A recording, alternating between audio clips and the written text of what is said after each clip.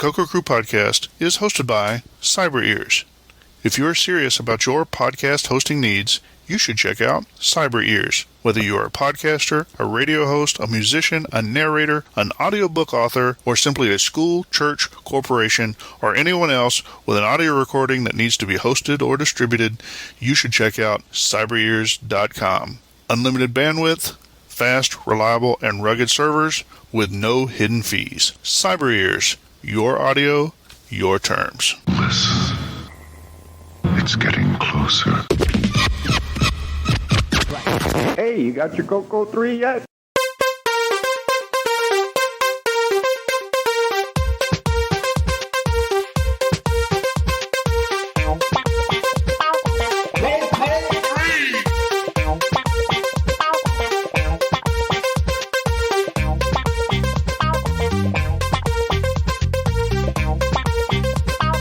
Hey, you got your CoCo 3 yet?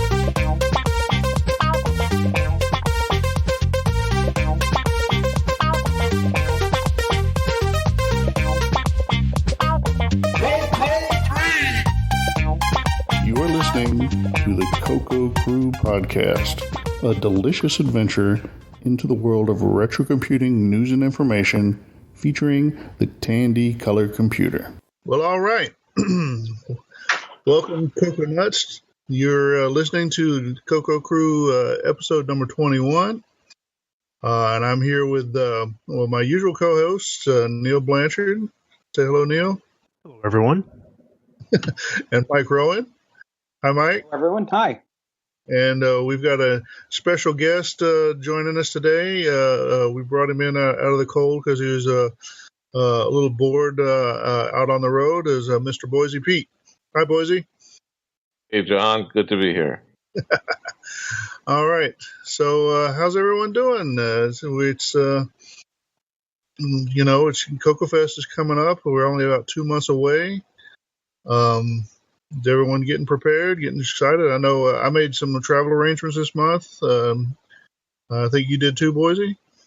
Yep. Got my tickets ready to go. Going to be flying in. And, yeah, I'm excited, man. I'm just ready to go, ready to be there. Mike, he lives so close, he's practically there already. Yeah, I booked, I think, back in November. Oh, wow, really? Yeah. That's cool. And Neil, I think we're going to be rooming, so you've kind of already made your arrangements too, right? That's right, by default. Yeah. Awesome. So that's coming up 2 months, getting exciting. You guys got some projects underway? Same old stuff, same projects we talked about already, I guess. You're still working on your repack, Mike? Yep. Running out of time, but still packing away at it. Oh, and Neil, you're still soldering up some joystick adapters and such? Oh, yeah. Yeah, I'm still working on those CoCo 2 Dragon joystick adapters. And, man, when I thought those male DINs were bad, man, soldering female DINs, that's even worse. So you're saying the females are more temperamental, right? And we're supposed to be surprised by that? Yeah. Texas podcast. Yeah, well, at least the wife didn't hear me. How about you, boys? Are you working on a project for CoCo Fest, or you just going to take it all in? I'm going to take it all in. I've been too busy with school and work, but I will spend some money, so I'll support. That's good. Yeah, Boise is, for those that don't know, he's been hitting the books. He's going to be Dr. Boise before too long, so that should be very exciting. He can come to CoCo Fest and lecture us all on our poor computer science practices and such. Yeah. You need to wear a mortarboard from now on. Yeah. Up until this point, I'll just be without the mortarboard. But I'll just say real quick, and Neil, you may have to edit this out. But guys, it reminds me of a joke I saw one time on a cruise. There was a guy. He had a shirt on. He said, "I'm not a doctor, but I'll take a look anyway."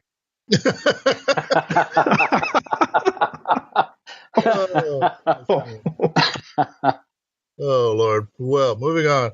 So I kind of have been, I think people know I've been looking at the project involving a audio chip on a ROM pack. Haven't been able to take the time to get quite as deep into that as I want to. Did take a little break today. I posted some stuff on the Facebook pages where I assembled the first of a game that we got the rights to distribute. A game from Evan Wright called Flood It.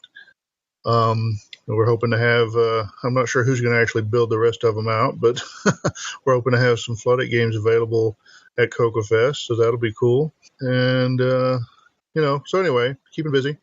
What about acquisitions? Anybody got anything cool lately, eBay or otherwise?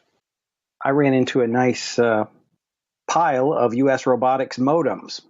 So I thought I couldn't pass it up. It was about, I think it came to about $15 with shipping included. Awesome. And so I'm going to be doing something with modems. Are those Sportsters or are they Courier modems? No, they're the Sportster 28.8 fax modems. I'll probably use them. I've got a little Viking phone emulator, so I can actually plug them in and it'll behave with phone lines with the dial tones, etc. So maybe I'll set up the P51 simulator or something with those. It might be fun. Very cool. Yep. Awesome. How about you, Neil? No, I haven't acquired anything recently since the last episode. Still time though. No. You, Boise, you've been adding anything to your prodigious collection? No, but I have been looking out for the elusive 26-3136B CoCo 2, which I think are impossible to find. It's weird how that one, SKU or whatever the term is so rare. Because I've been trying to help you look too for a while and for a couple of years now, and I've never seen even a single one. It's difficult, right? I mean, I see a lot of 26-3134 A and Bs, but I don't even see anything ending in 3136 at all. And I see a few 3136 maybe, but not the B part.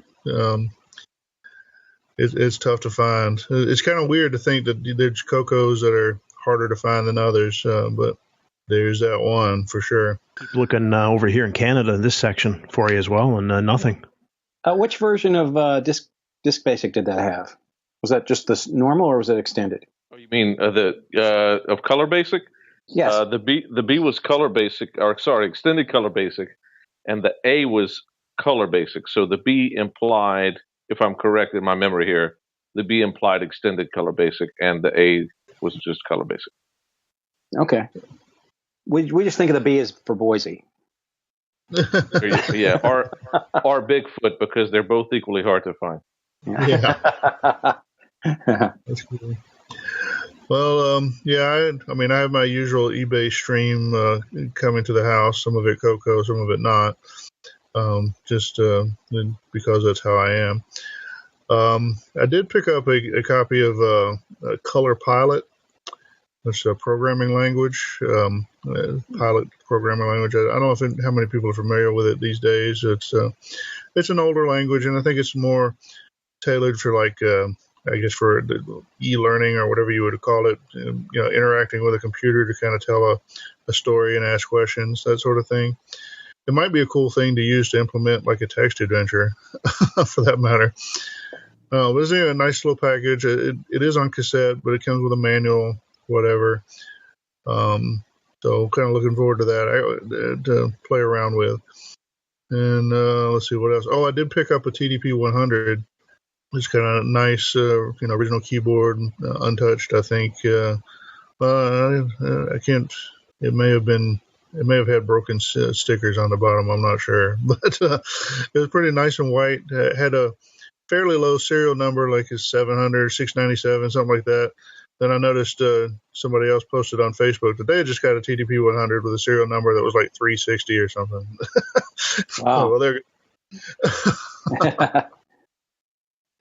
Well, anyway, that's probably enough of a little introduction. I think we've gotten warmed up, and so maybe we'll take a little break and be back in a minute with some announcements. The CoCo. Unparalleled value and performance. Built by Motorola reliability and know-how. And now the power of the CoCo is fully unleashed. Nitro S9. Bring the power of Unix to your CoCo. Expandable, modular, multitasking, and multi-user. Support up to 2 megabytes of RAM and up to 4 gigabyte disk partitions. Access multiple programs with full windowing. Organize your work with hierarchical directory structures.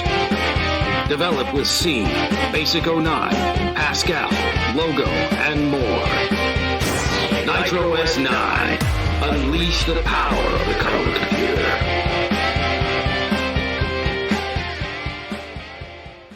All right, and now we're back with some announcements. We are, of course, the CoCo Crew Podcast. We are available on Twitter as at CoCo Crew Podcast, all one word. The CoCo Crew Podcast also has a Facebook page where we are, of course, the CoCo Crew Podcast, is 4 separate words. We are available on iTunes. We are available through Google Play, and we are available on TuneIn. TuneIn, of course, is the podcasting facility used by the Amazon Amazon Echo. So that if you're a connoisseur of that kind of technology, you can listen to us on your fancy voice response device there, while it's busy ordering stuff for you off of Amazon without your knowledge. The CoCo Crew Podcast is a member of the Throwback Network. The Throwback Network is a collection of retro-themed podcasts, many of which are technology, video game oriented, some of which are just oriented towards retro period of time, which for most of us corresponds to the 1980s. So if you're looking for the latest podcast information on the Greatest American Hero TV show, or maybe something else, check out the Throwback Network. Similarly, we are listed on the Game by Game Podcast Information Hub. The other podcasts on this listing are all technology oriented, primarily 8-bit computers and home video consoles, again, from the era of the 1980s. If you're looking for another podcast, please check out one of those 2 collections. Audio for the CoCo Crew Podcast is hosted at Cyber Ears.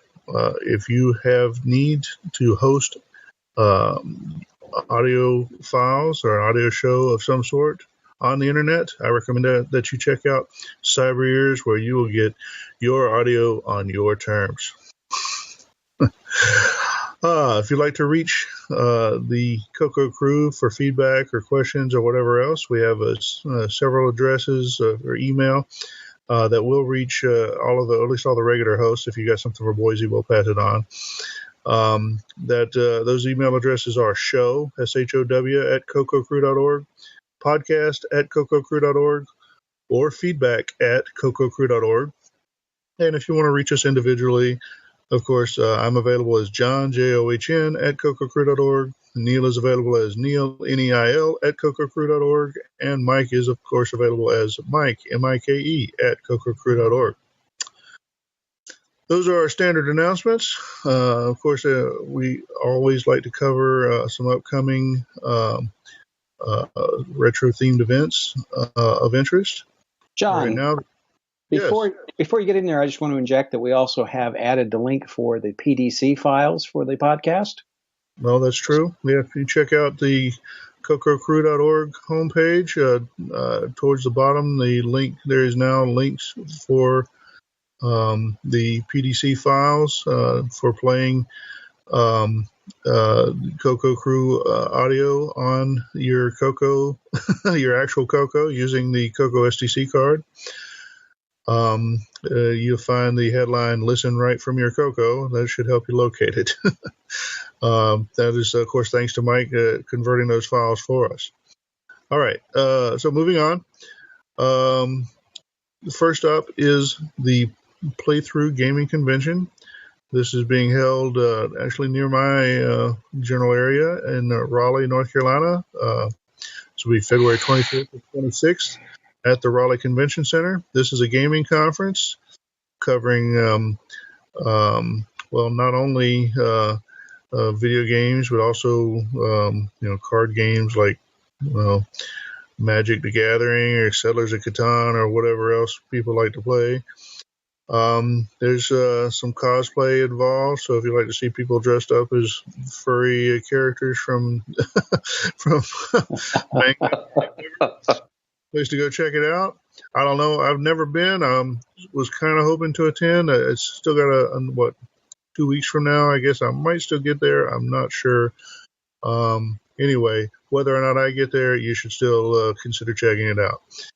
Well, you don't get many chances to wear that Pikachu costume, so I would go. That's true. That's true. Oh, me. But anyway, no, I think it actually might be fun. I went to a similar event a little farther away. Might be kind of fun, but it might depend somewhat on your overall set of interests. So I have a question. Would wearing a CoCo Cat costume be considered cosplay? It probably would, although no one would know what it is. But That's what makes it rare. If you'd like to break out your CoCo Cat costume, I'll put you up for the night. Send pictures. All right, moving on. Yeah. All right, moving on. The next event on our schedule is the Vintage Computer Festival East number 12, or XII. This is coming up in Wall, New Jersey, at the InfoAge Science Center on March 31st to April 2nd, 2017. You'll notice that's 3 days. On Friday, they'll have seminars and stuff of kind of deep interest for the real technical geeks. Whereas on Saturday and Sunday, they're more about exhibits. They'll also have keynote speeches. We've got keynotes from Tom Pereira, Dr. Tom Pereira, who's apparently an expert on the Enigma machine, which was a code what's an encryption device used by the Axis in World War II. Also speaking will be Bjarne Straustra, or Dr. Bjarne Straustra, who was the inventor of the C++ programming language. They're also having a speech from Bill Degnan, who is a member of the club there, sponsoring the event, and that apparently is talking about the 40th anniversary of appliance computers. So just as a side note, that's the big three, the Commodore PET, the Apple II, and the original TRS-80 were all introduced in 1977. So this year, 2017, is the 40th anniversary of the major lines of appliance computers, as they say. So they'll be celebrating that at this year's event. And of note, I think all of the people speaking on this episode of the podcast are planning to be at this event. So if you want to meet us, if you want to stroke Boise's beard, then come and show up at the event, and maybe you'll get a chance. And put some Just for Men gel on your hand if you want to stroke it. Yeah, or Grecian formula, whatever helps.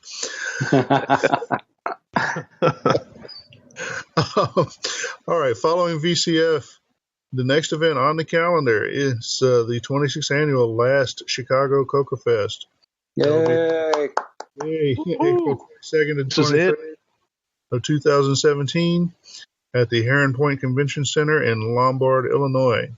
This is the big event. This is the event we've been trying to herd all of you listeners to for most of the last 2 years on this podcast.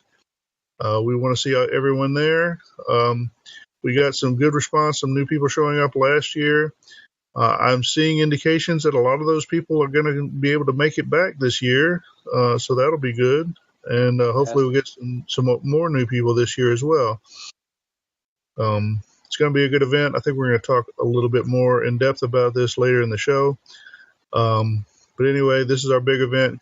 So if check out the link in the show notes, make your reservations, make your travel plans, come out and see us.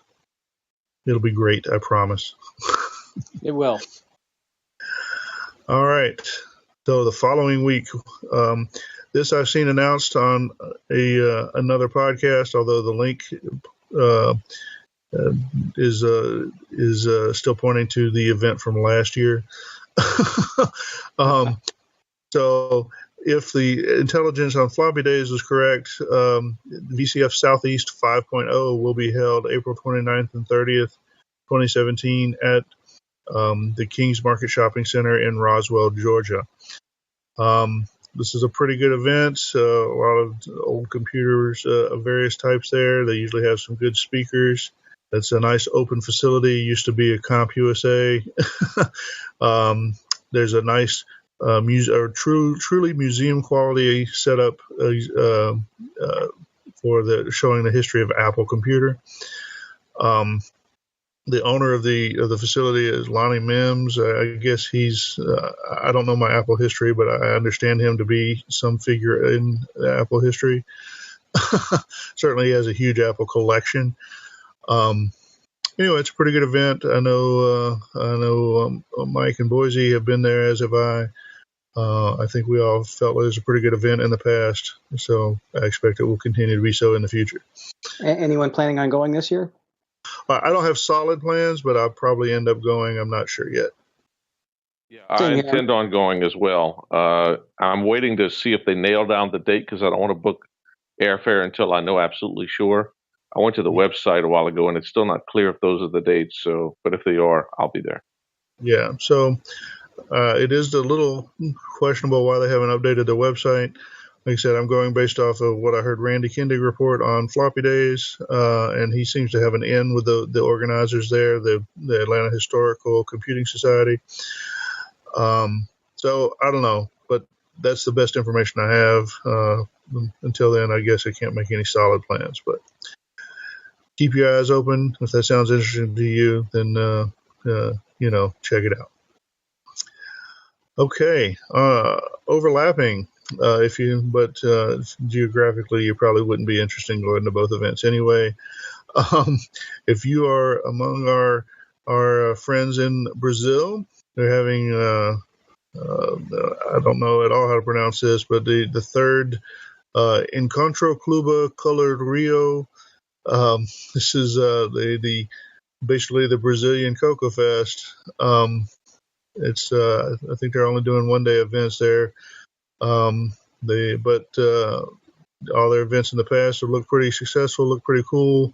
Yeah. Lots of cool computers.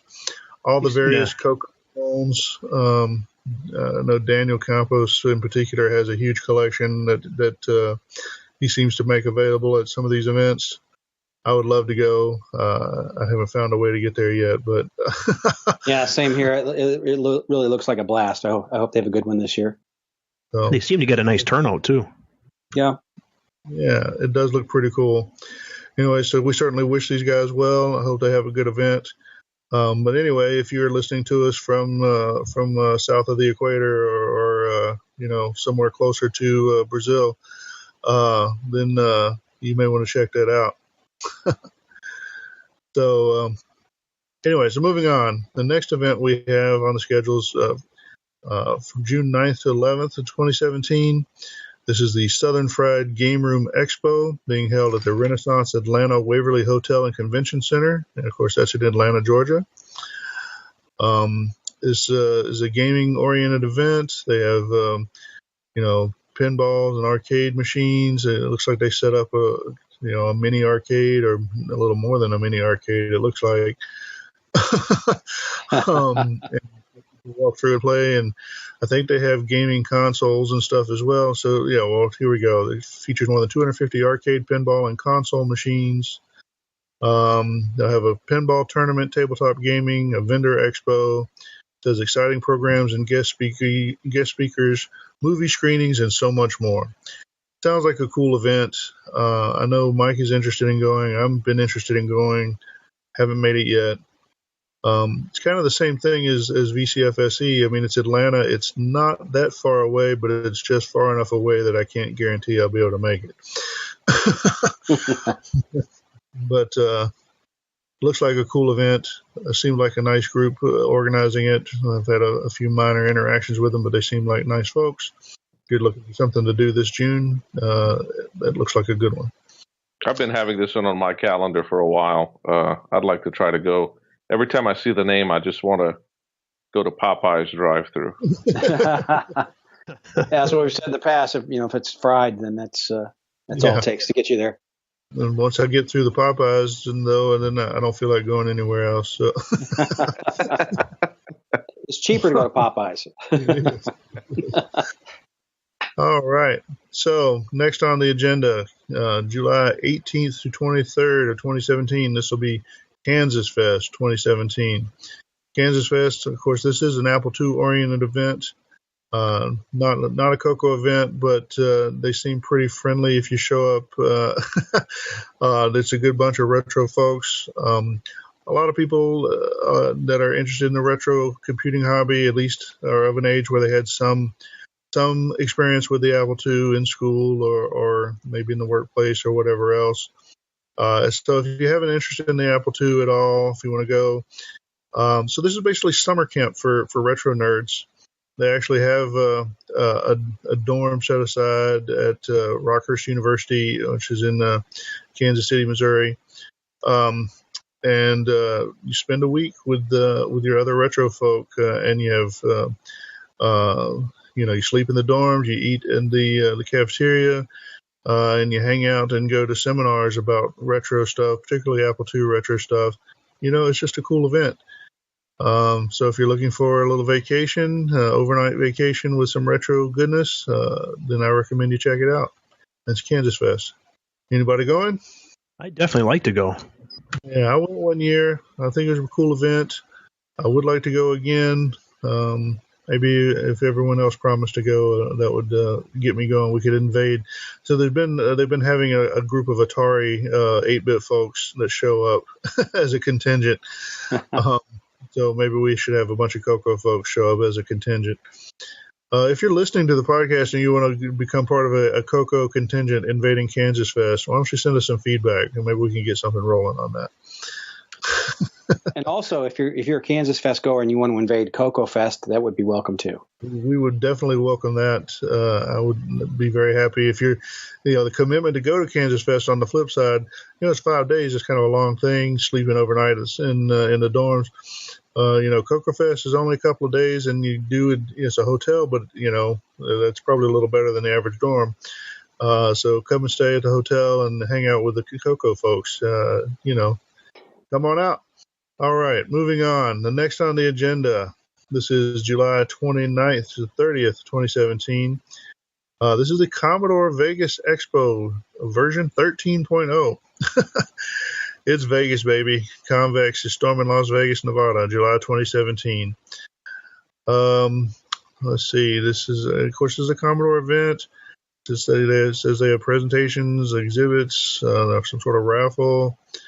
It's being held at the California Hotel and Casino. See demos and presentations on and about the Commodore 128, Commodore 64, plus 4 DTV, VIC-20, PET, and Amiga. Come and present your own Commodore projects, find hard-to-find goodies at the vendor tables, and, of course, see exciting Las Vegas, the city of lights.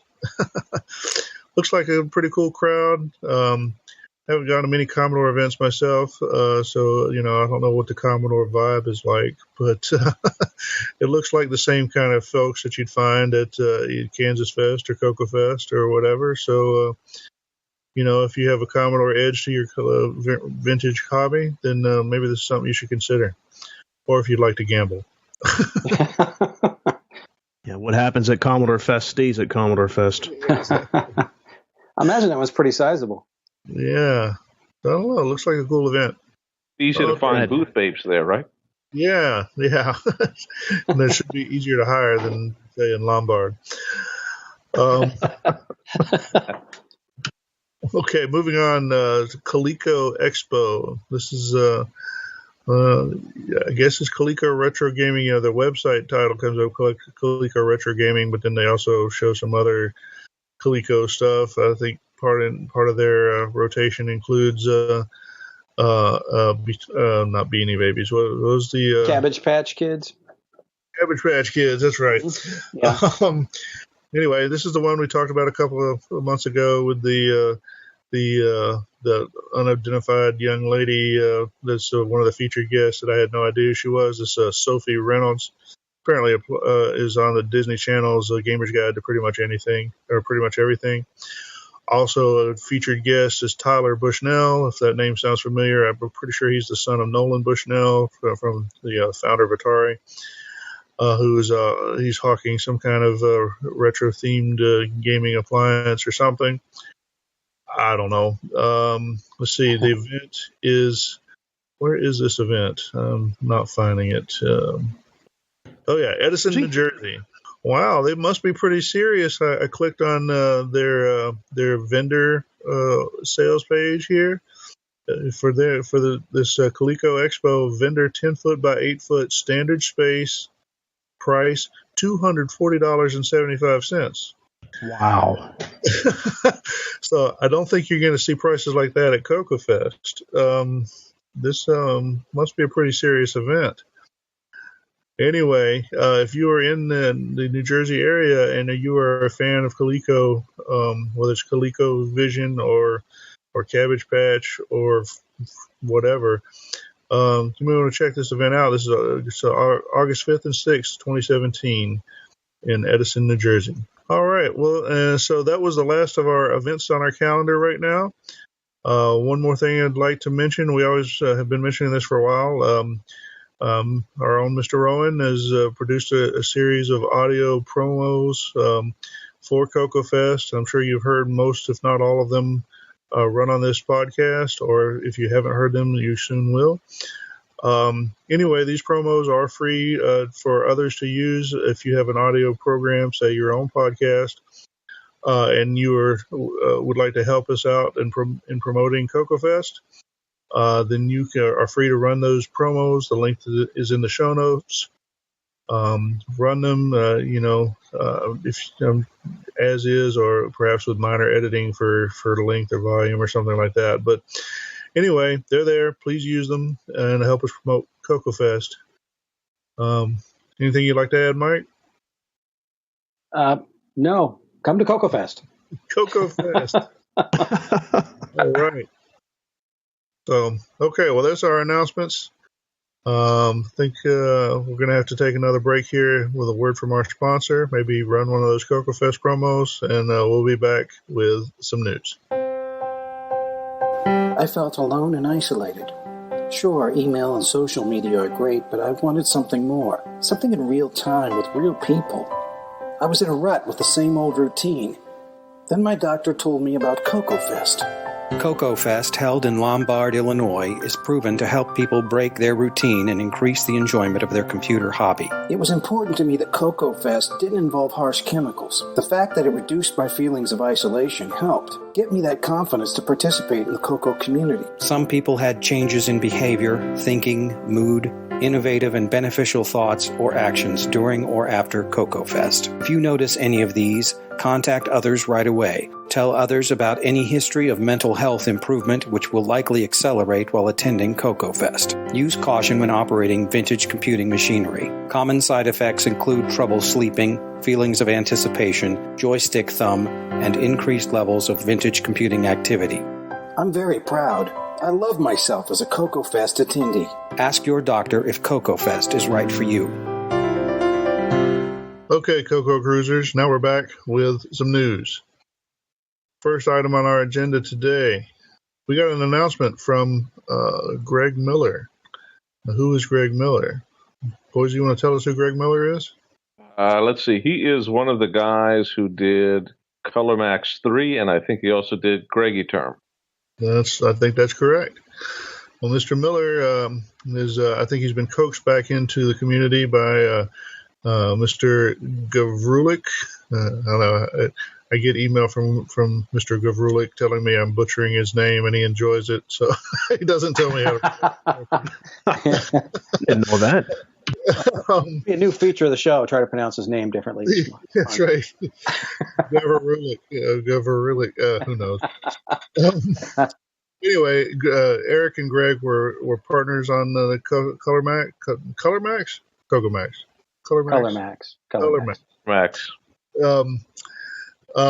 Anyway, so I suspect they're still friends and have worked together somewhat on this. But anyway, Mr. Miller has announced a cycle accurate Verilog module modeling the 6809 processor. And apparently he actually has, you can model either the 6809 or the 6809E, and it's mostly pin accurate. So they're targeting, I think, one of those GoDill modules we've talked about, where it basically puts an FPGA on a 40-pin DIP package.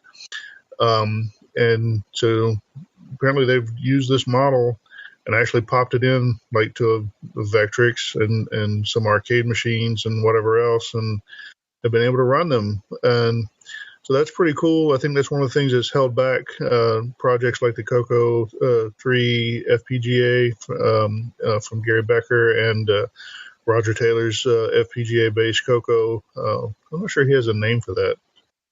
Anyway, Roger Taylor's project has been the fact that the available 6809 processor module was not fully cycle accurate, and so therefore a lot of software just wouldn't run correctly.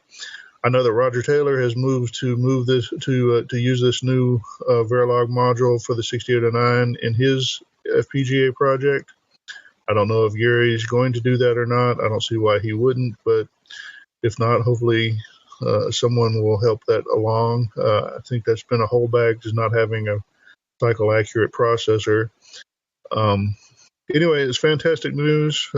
Great contribution from a CoCo luminary of the past. And, cool stuff. Yeah, that's awesome. Thanks, Greg. Yeah, definitely. Thank you, Greg. Cool to see Greg's name show up. Yeah. Well, and then there in the comments of this link, you can see where I at least dropped a little notion that maybe we should have Mr. Miller on for an interview. I haven't heard a response yet, but Mr. Miller, if you're out there, Greg, we'd love to talk to you. So there we go. All right, well, moving on. This link is it's just a YouTube link. It's posted. I think I saw Jim Geary posted it. The guy who's behind the videos, someone named Jaffe Riddle. No idea who he is. He's in the video. He's using an MC10 and as a questionable musical instrument. He's basically playing it kind of like a piano or an accordion or something. I don't know. He kind of plays it and dances around a little bit. Anyway, it's entertaining. Spend a few minutes. It's less than a minute, so just check it out and see what the MC10 can do. I love to see people have fun with the retro computers, no matter what they're doing. This guy looks like he's having fun, so more power to him, right? All right, moving on. This one's a link to an email sent out to the CoCo list from Mr. John Mark Mobley. It says CoCo Fest questions and answers. Says he's working on an article for the Glenside newsletter. But basically it's some simple Q&A for CoCo Fest. It was like, a little guide for people that want to attend CoCo Fest. I think we're going to kind of follow on to some of this for a later discussion. But it's out there if you prefer to discuss these things in email. Here's a link. If you missed his email, maybe you'll be able to find it that way. Cool. All right. Let's see. Moving on again. All right. This one is from someone named Mario Rossi. It says, if you have an Apple II with a 6809 card and OS 9, it's like, what? I think we mentioned this in the podcast before. And I actually have one of these cards that has a 6809 processor on it that you can plug into an Apple II and run 6809 based software on an Apple II. And included in that there was a version of there's an add-on to the card that you could add that would then allow it to run OS 9. I don't have that, but someday I want to build one. Anyway, if you're using this, if you're running OS 9 on your Apple II, coming out of the Apple II community, dealing with disk images, you're going to get disk images that are created that I guess don't look the same as the disk images that we're used to using in the CoCo community. And so basically he's got a tool here that will convert from those Apple-oriented disk images to a more CoCo-oriented disk image. And then you can use the OS9 utilities from Toolshed to manipulate the files in the disk images. Yeah, that's pretty great. Yeah. I don't know. What's the availability of those? It's like a 6809 coprocessor you stick in the That's Apple right, II, yeah. right? Yeah, a lot of people are familiar with the Z80 cards that you could put in Apple IIs and run CPM. This is like a 6809 version of that, so to speak, where it's an alternate processor. There were 3 or 4 variations on that theme. I don't know if they're all completely compatible or not. I know they're pretty rare. You don't see a lot of them. Somebody did a run of them as a reproduction a couple of years ago, but that was only, they did 10 or 12 or something like that, I think. So still pretty rare. You don't see a lot of them. Guess what? Ask around at Kansas Fest. Yeah, well, and that might be a place to find it. And Yeah. if you do a project using OS9 on this Apple II card, Kansas Fest would be a great place to show it off. Maybe we should port Nitrous 9 over to this contraption and then do a demo at Kansas Fest. That'd be a cool talk, right? It sure would. Maybe if Ed Snyder hears this, he might do a run of those boards. Well, it might be perfect for something Ed to do. It's the kind of project he's sort of specialized in, and I don't know how much uptake there would be as far as how many people are interested in both the Apple II and the CoCo. I know there's a few, but who knows? If anything, it's it's like a brain transplant for the poor Apple II, giving them a real processor. Jim O'Keefe said he'd buy the first 10. Yeah. Yeah, he probably would too. Yeah. Just sending some love to you, Jim. Yeah.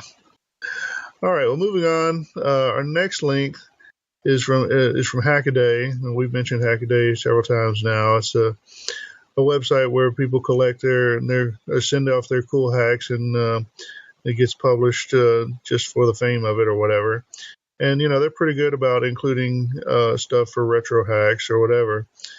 I'm not sure this qualifies as a retro thing or not, but it's about the fourth language. Fourth is something we've mentioned on the show here about how, there's certain people in the CoCo community that have an unhealthy level of interest in the fourth language. So it seems to be a recurring thing. It's a bit of an older language. Like I say, it's one of those languages you're supposed to kind of learn just to wrap your head around it, just so that you can get the exercise of thinking in a different way. Though it's probably fallen out of favor compared to, say, Lisp, because, sissy computer science people would rather do Lisp than Forth or something. I'm not sure. But anyway, it's a pretty long article about the fourth language, kind of how it works or what it's like.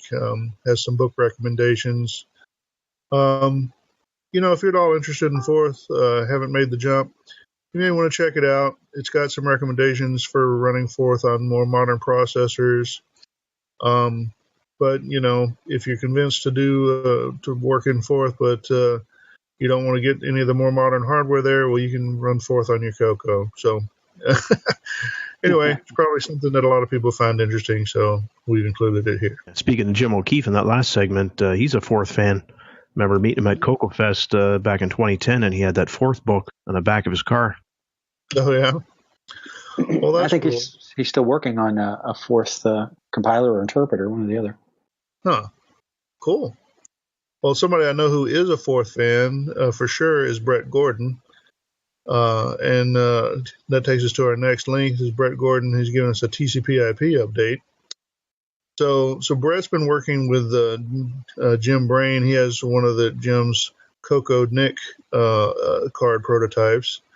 And unlike me, who has another of the prototypes, Brett's actually been productive with it.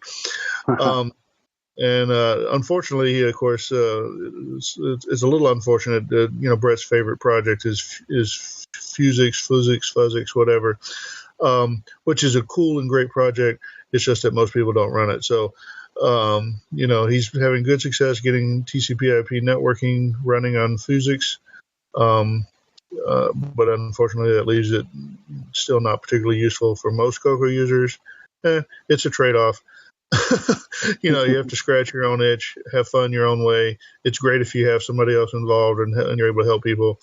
But ultimately, you got to do what makes you happy, right? So Absolutely. anyway, it's good to hear. If you're interested in physics and interested in TCP/IP, either way together, I don't know. It's cool that this project's making some progress. So good stuff. We'll see. Moving on.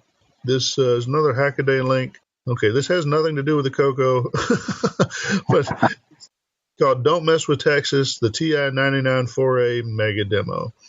So the CoCo, for whatever reason, hasn't had a big demo scene over the years. For the longest time, the only demos we had were a couple of Sockmaster CoCo 3 demos from way back. Demo scene being like, the program that runs purely to just show you how much crazy graphics and sound you can pump out of the computer. In more recent years, we've had Simon Jonason working on some demo stuff. He's put out some things. He still hasn't quite put out a complete demo, shall we say. Maybe if he sees that the TI-99 is doing this stuff, then maybe it'll prompt him to finish off on what he's been working on.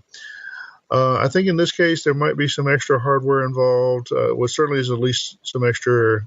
It says it has to use a RAM expansion, but that's not too bad. Anyway, if you like demos on old computers, you may want to check this one out on the TI-99. What do you think, Neil? I love demos. Demo scene is one of my favorite things, actually. I kind of like them almost more than the actual video games themselves. Well, that's kind of cool. You run them and you can just watch. You don't have to play. Yeah, it really. Well, what I like is it pushes the hardware to the limits. You can actually see what can be possible. I used to download, back in the BBS days, all these demos for the PC, and just amazed at what you can do in assembly programming. It is pretty neat stuff. Although, of course, a lot of them. It's sort of sad that some things it seems like it must be some awesome bare metal. Bare knuckle programming or whatever. A lot of times it turns out, well, there's this trick, and if you do this, it's actually pretty easy. Yeah, but that's cool too. All right. Anyway, moving on. Another Hackaday link. The Gray One, a computer composed entirely of ROM and RAM. So this is kind of a neat trick.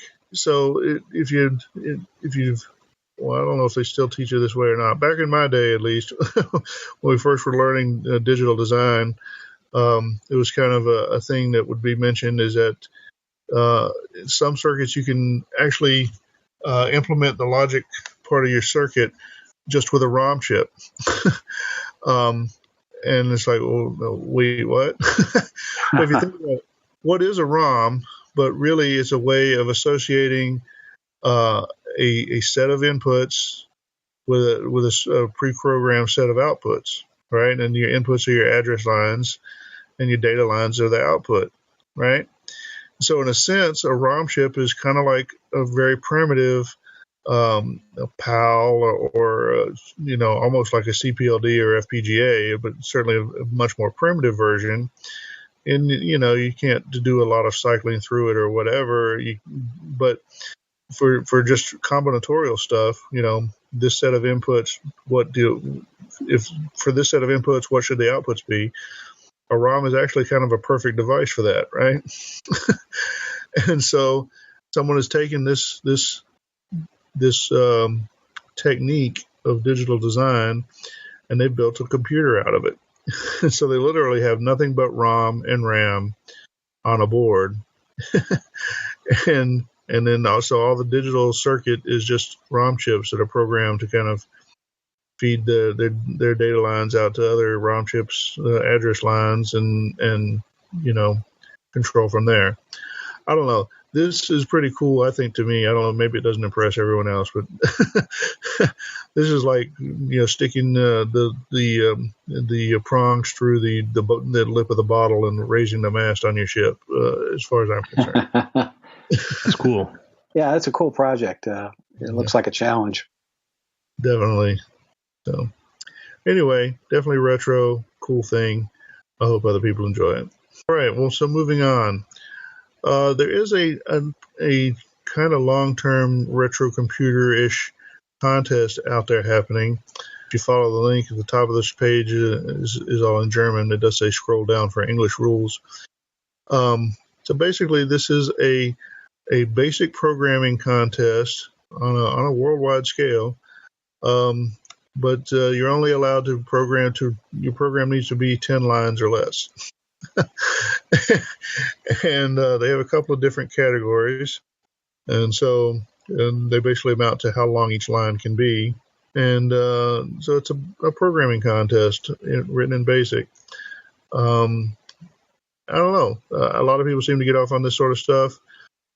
Programming contests in BASIC have never really excited me personally, but I know that excites some other people, so I hope some of those people are listening.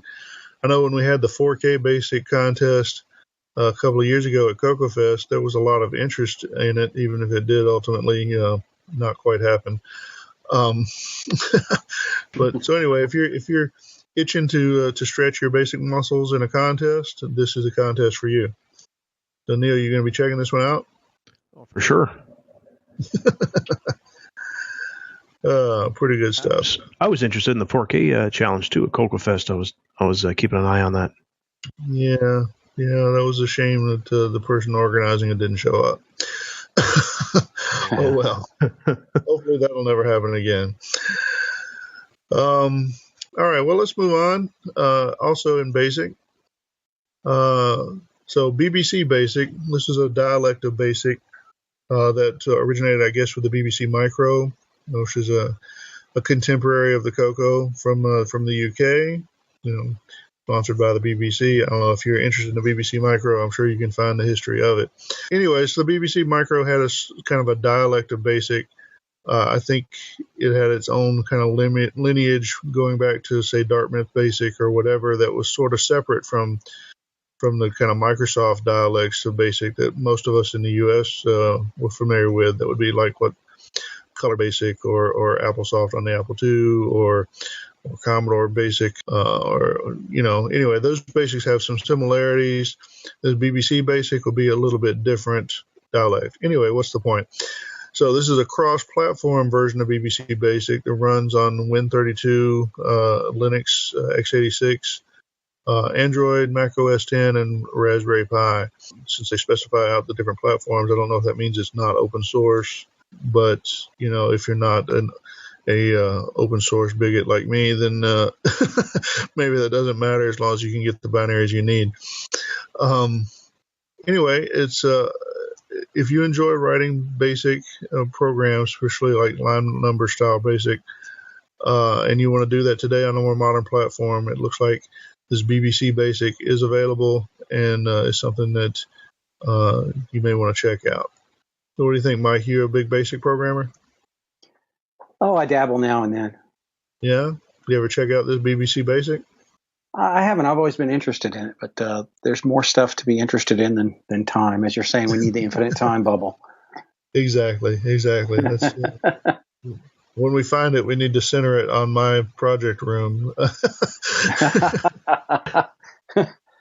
Don't worry, I've got you covered with equipment. All right, well, let's move on. CoCo Flash. So Jim Brain announcing that CoCo Flash is now shipping. So this is a card for the CoCo that, it's a multi-flash cartridge for the CoCo. I'm not sure what else to say about it. It provides a way to have multiple flash images on one card. You can switch between them. Barry Nelson and his daughter. How old was he? How old would you say his daughter was? About 12? Yeah, I think 12. Yeah, so he and his 12-year-old daughter, which is kind of cool that they've collaborated on writing some of the menu software that goes along with this CoCo Flash. So when it boots up, the menus that let you select your ROM image or whatever. Anyway, it's a cool card. I actually got one, and I haven't played with it a lot. I mean, it certainly functions as advertised. You can load up different ROM images and run them from your CoCo. Real cool stuff. If you're looking for that kind of card, you may want to consider this one. This card can handle a large amount of images, can it not? Yeah, I think that's the biggest plus, is that it's a lot larger than some of the the existing products. I think that's the biggest advantage to this one. Okay. And I noticed the link you put up here for everybody. It doesn't show a price. Are these? Is there a set price for these cards for everybody to? Oh yeah. Well, the link just shows a picture. If you find, he posts as retro innovations. If you do that, go to that goforretro.com. It'll take you to Jim Brain's. Well, he's got like a WordPress or something here. There's a link somewhere in there for storefront. There you go. Take it to your storefront, and he's got a list of stuff here. So Jim does a lot of hardware for particularly in the Commodore world. And so if you kind of sift through some of his Commodore stuff, then you'll start to see he's got a link for CoCo Flash 8 megabyte flash cartridge farther down. If you follow that link, it's got the information, how to program it and stuff like that. One interesting thing, the CoCo Flash cartridge actually does have Orchestra 90 equivalent built in. So I was able to, you can run the Orchestra 90 ROM and play music from it. So that's kind of cool. There's a link there to purchase it. And let's see, his price is $50. That's not bad. Of note, I think he also said that this card will fit the cartridge cases that Mike and Boise and I have available. I suspect you're going to have to modify the back of the cartridge to make the button stick through it. I don't know if he's got any kind of template for that or not. But anyway, well, that's cool. At least he didn't go off and invent his own cases, right? Yeah. So appreciate that, Jim. It's throw us a little business for cases. That's cool.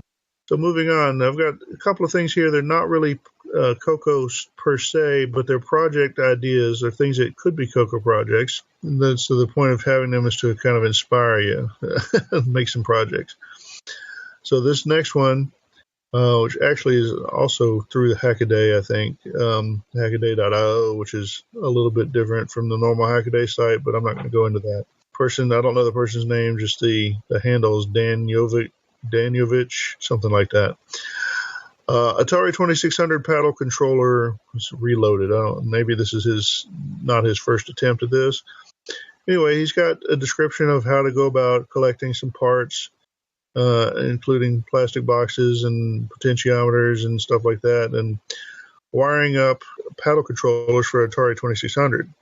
And so, anyway, I think that's kind of interesting, partly because if you take that basic design, certainly all the mechanical stuff of producing these paddle controllers, you could change it just ever so slightly, and then you could plug the two paddle controllers into a CoCo joystick port if you had reason to have CoCo paddle controllers. Like if you wanted to do a CoCo version of Warlords or something like that, you could have CoCo paddles. And so if you look at the paddles he's constructed, they look pretty good.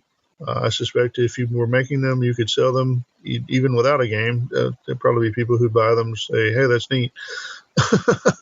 If you did happen to produce a Warlords clone or something with these paddles, I suspect you could sell them hand over fist. That's reminiscent of, I think we've got both owners of your rotary controller here. Yeah, that's true. I've used that a time or two to play Follow Me. That's good. Oh, yeah, that's cool. Yeah, so I suppose, Boise, you're probably not using that rotary controller for much, though, huh?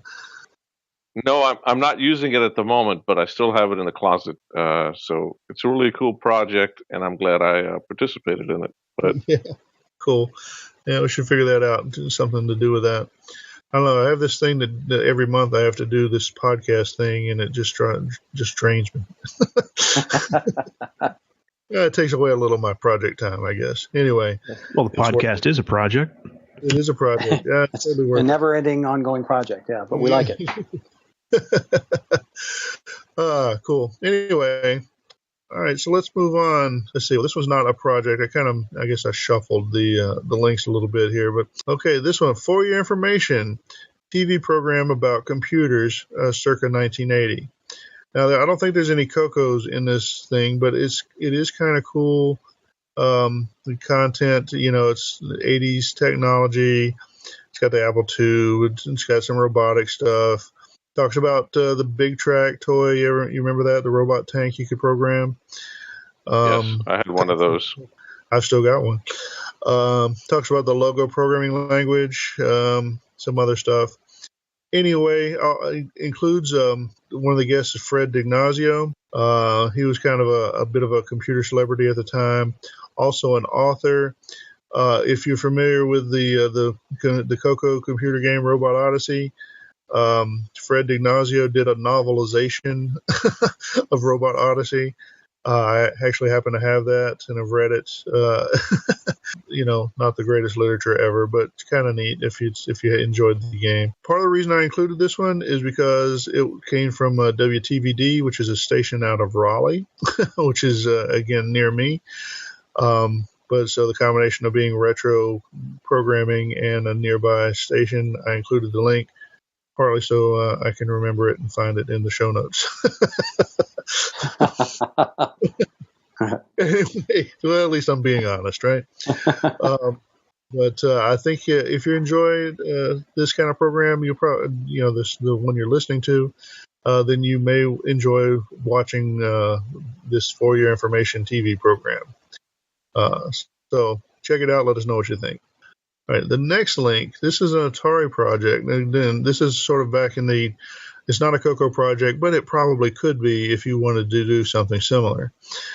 This is called Joy to Pick, and this is a programmer for PIC microcontrollers. The PIC microcontroller is an 8-bit microcontroller. It's a modern chip. It is used for a variety of kind of small control systems and or what you might call physical computing kind of tasks, animatronics and that sort of thing. Pretty popular chip. Sounds like it's not too hard to program, essentially with a set of digital signals.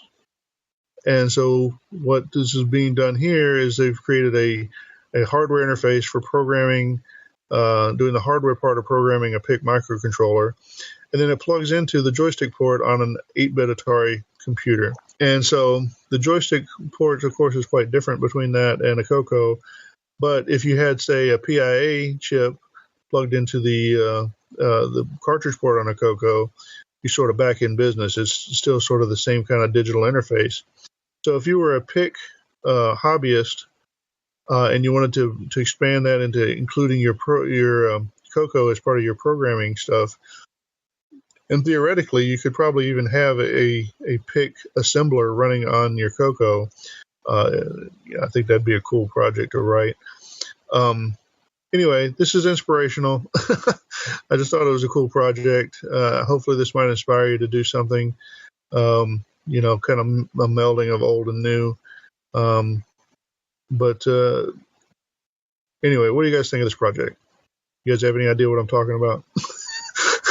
Yeah, I think it's a cool project. Yeah. Anything that interfaces the microcontroller into a retro computer is of interest, and like you said, it's an inspiration. You could come up with something similar for the CoCo. Yeah, there's no reason you couldn't do this with a CoCo. At least none that I can see. It's just this person happens to be on a 8-bit Atari, but so anyway, inspirational.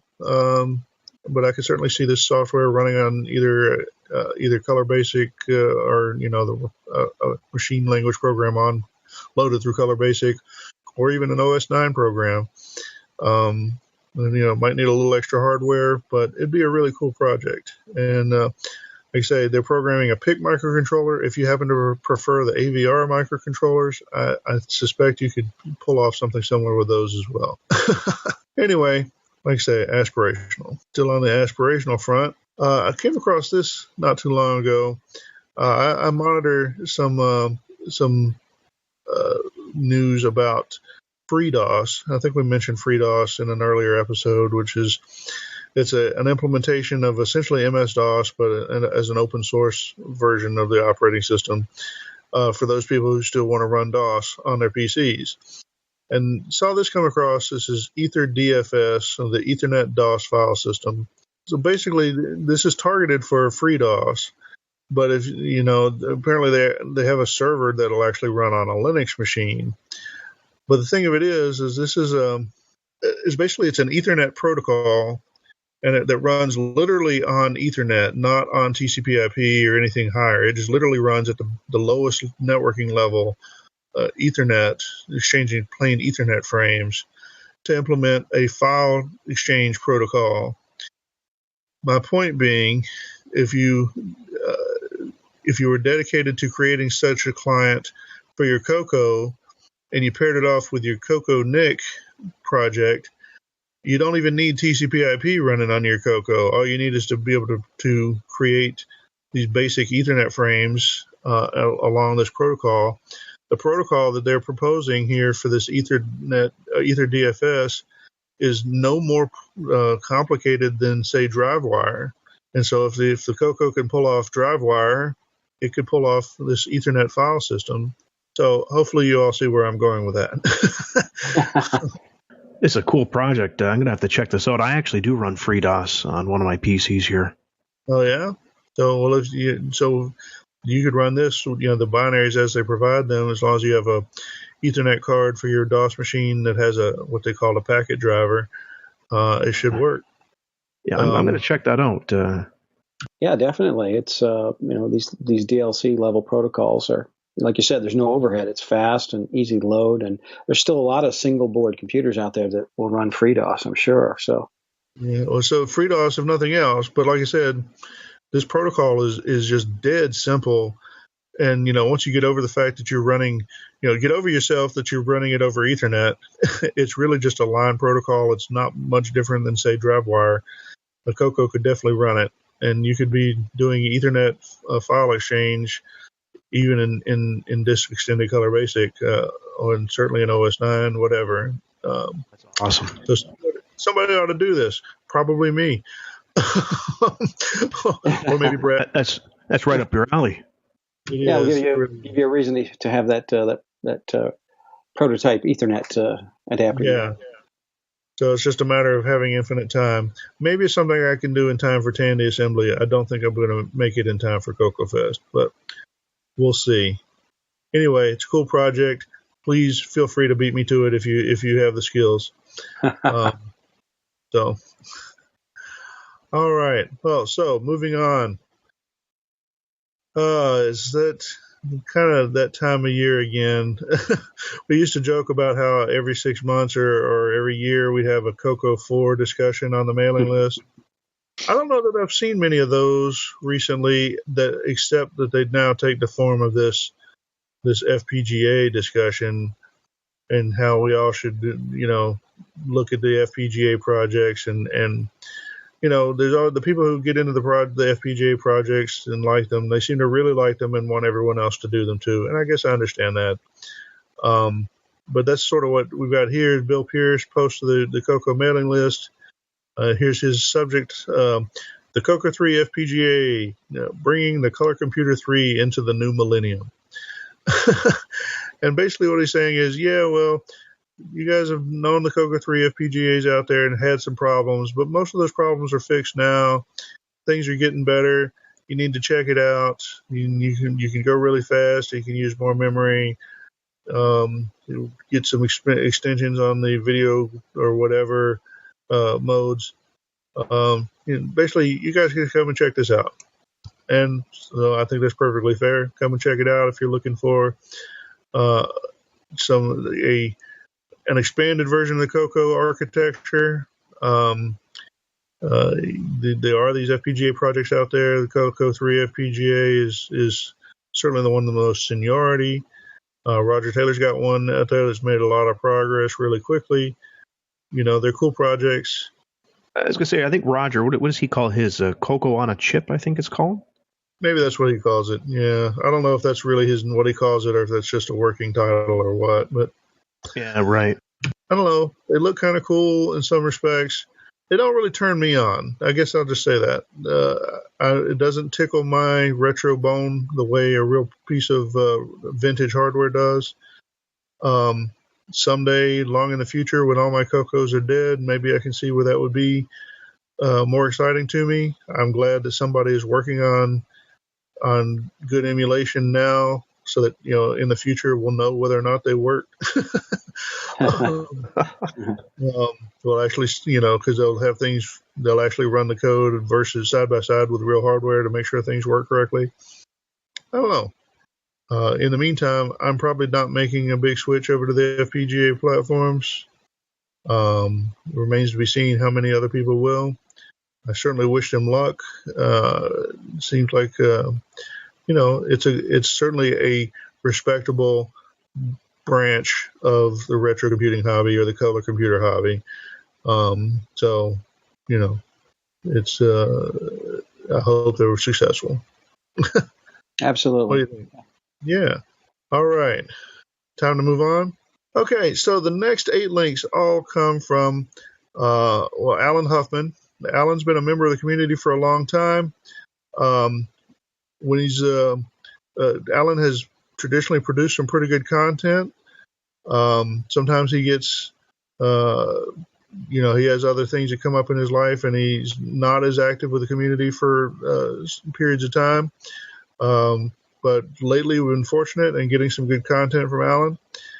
And so here are the links, and you check them out. And on the mailing list, he started a topic about how you build driver descriptors for Nitrous 9 for the LR Tech or Kenton SCSI hardware, SCSI interfaces.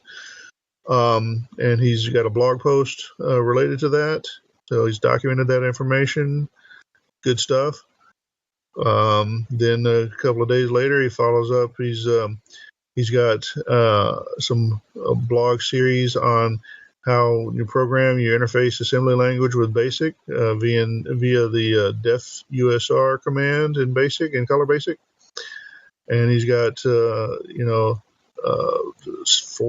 articles so far in that series talking about things like passing parameters back and forth to BASIC. It's good, reasonable depth content. It's kind of at a good level for people who are not experts but want to learn. As part of that series, he discovered some stuff that led him to go back and add a couple of new parts to an older blog topic he had on optimizations for Color BASIC. And so he's gone and documented some stuff about optimizing variable access. So basically you want your most used variables to be declared earliest in your BASIC program is one of the key things. Another one he talks about that it's actually faster to use numbers encoded with as hexadecimal. So using the &H prefix. Seems like that would take longer. It's longer for us to read, but it actually turns out that despite that extra couple of characters to read, the conversion is easier to the computer's number system that way. Anyway, his final one, he's got something published over on Vintage is the New Old, which is a retro-oriented news site that we've discussed some, that's run by Paulo Garcia. Paulo was advertising that he was looking for people to write on his site there, and Alan's taking him up on that. And he's talking about doing some basic programming using the XROR emulator, I think. No, this is JS Mocha. XROR and JS Mocha. Okay, so a couple of different emulators that he's using. So yeah, so we've had a flurry of Alan activity. And so he's kind of peppered us with some good information, mostly related to programming in BASIC on the color computer. And like I said, he's done a good job documenting that stuff. So pretty exciting stuff from Alan. What do you think? Yeah, there's some great content there. I enjoyed reading that. I agree. Yeah, I think it's great stuff. We used to call Alan at Microware. His nickname was OS9 Al. With this content, we'll have to start calling him Basic Al.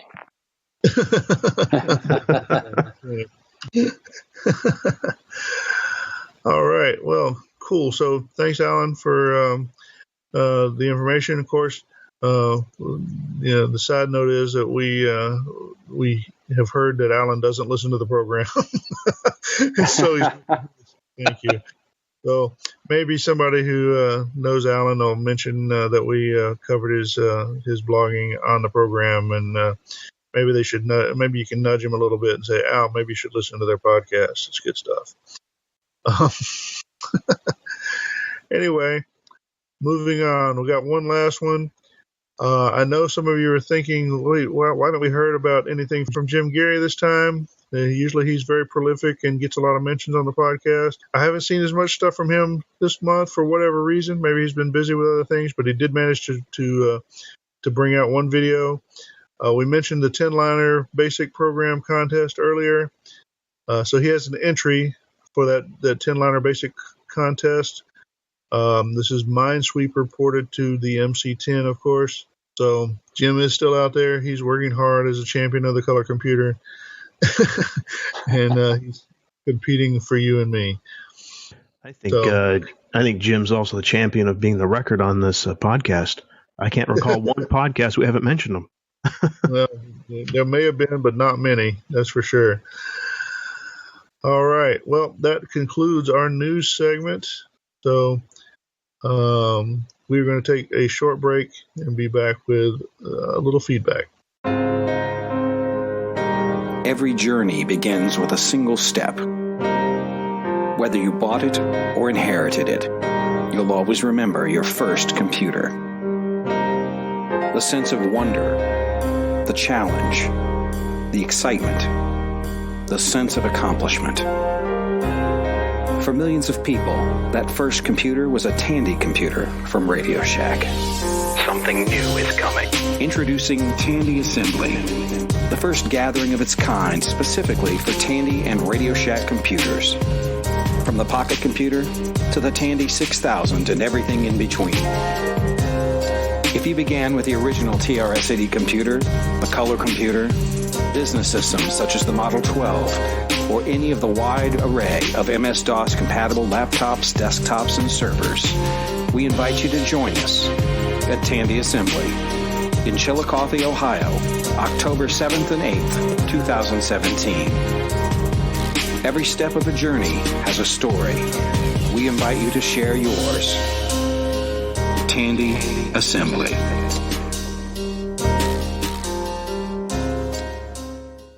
All right, now we're back with some feedback. We don't have a lot of feedback this time around. We did get one question in. The question is from John Mark Mobley. John Mark, of course, is one of the hardworking guys at Glenside Color Computer Club, helping to make CoCo Fest happen every year. He's also the editor of Glenside's newsletter.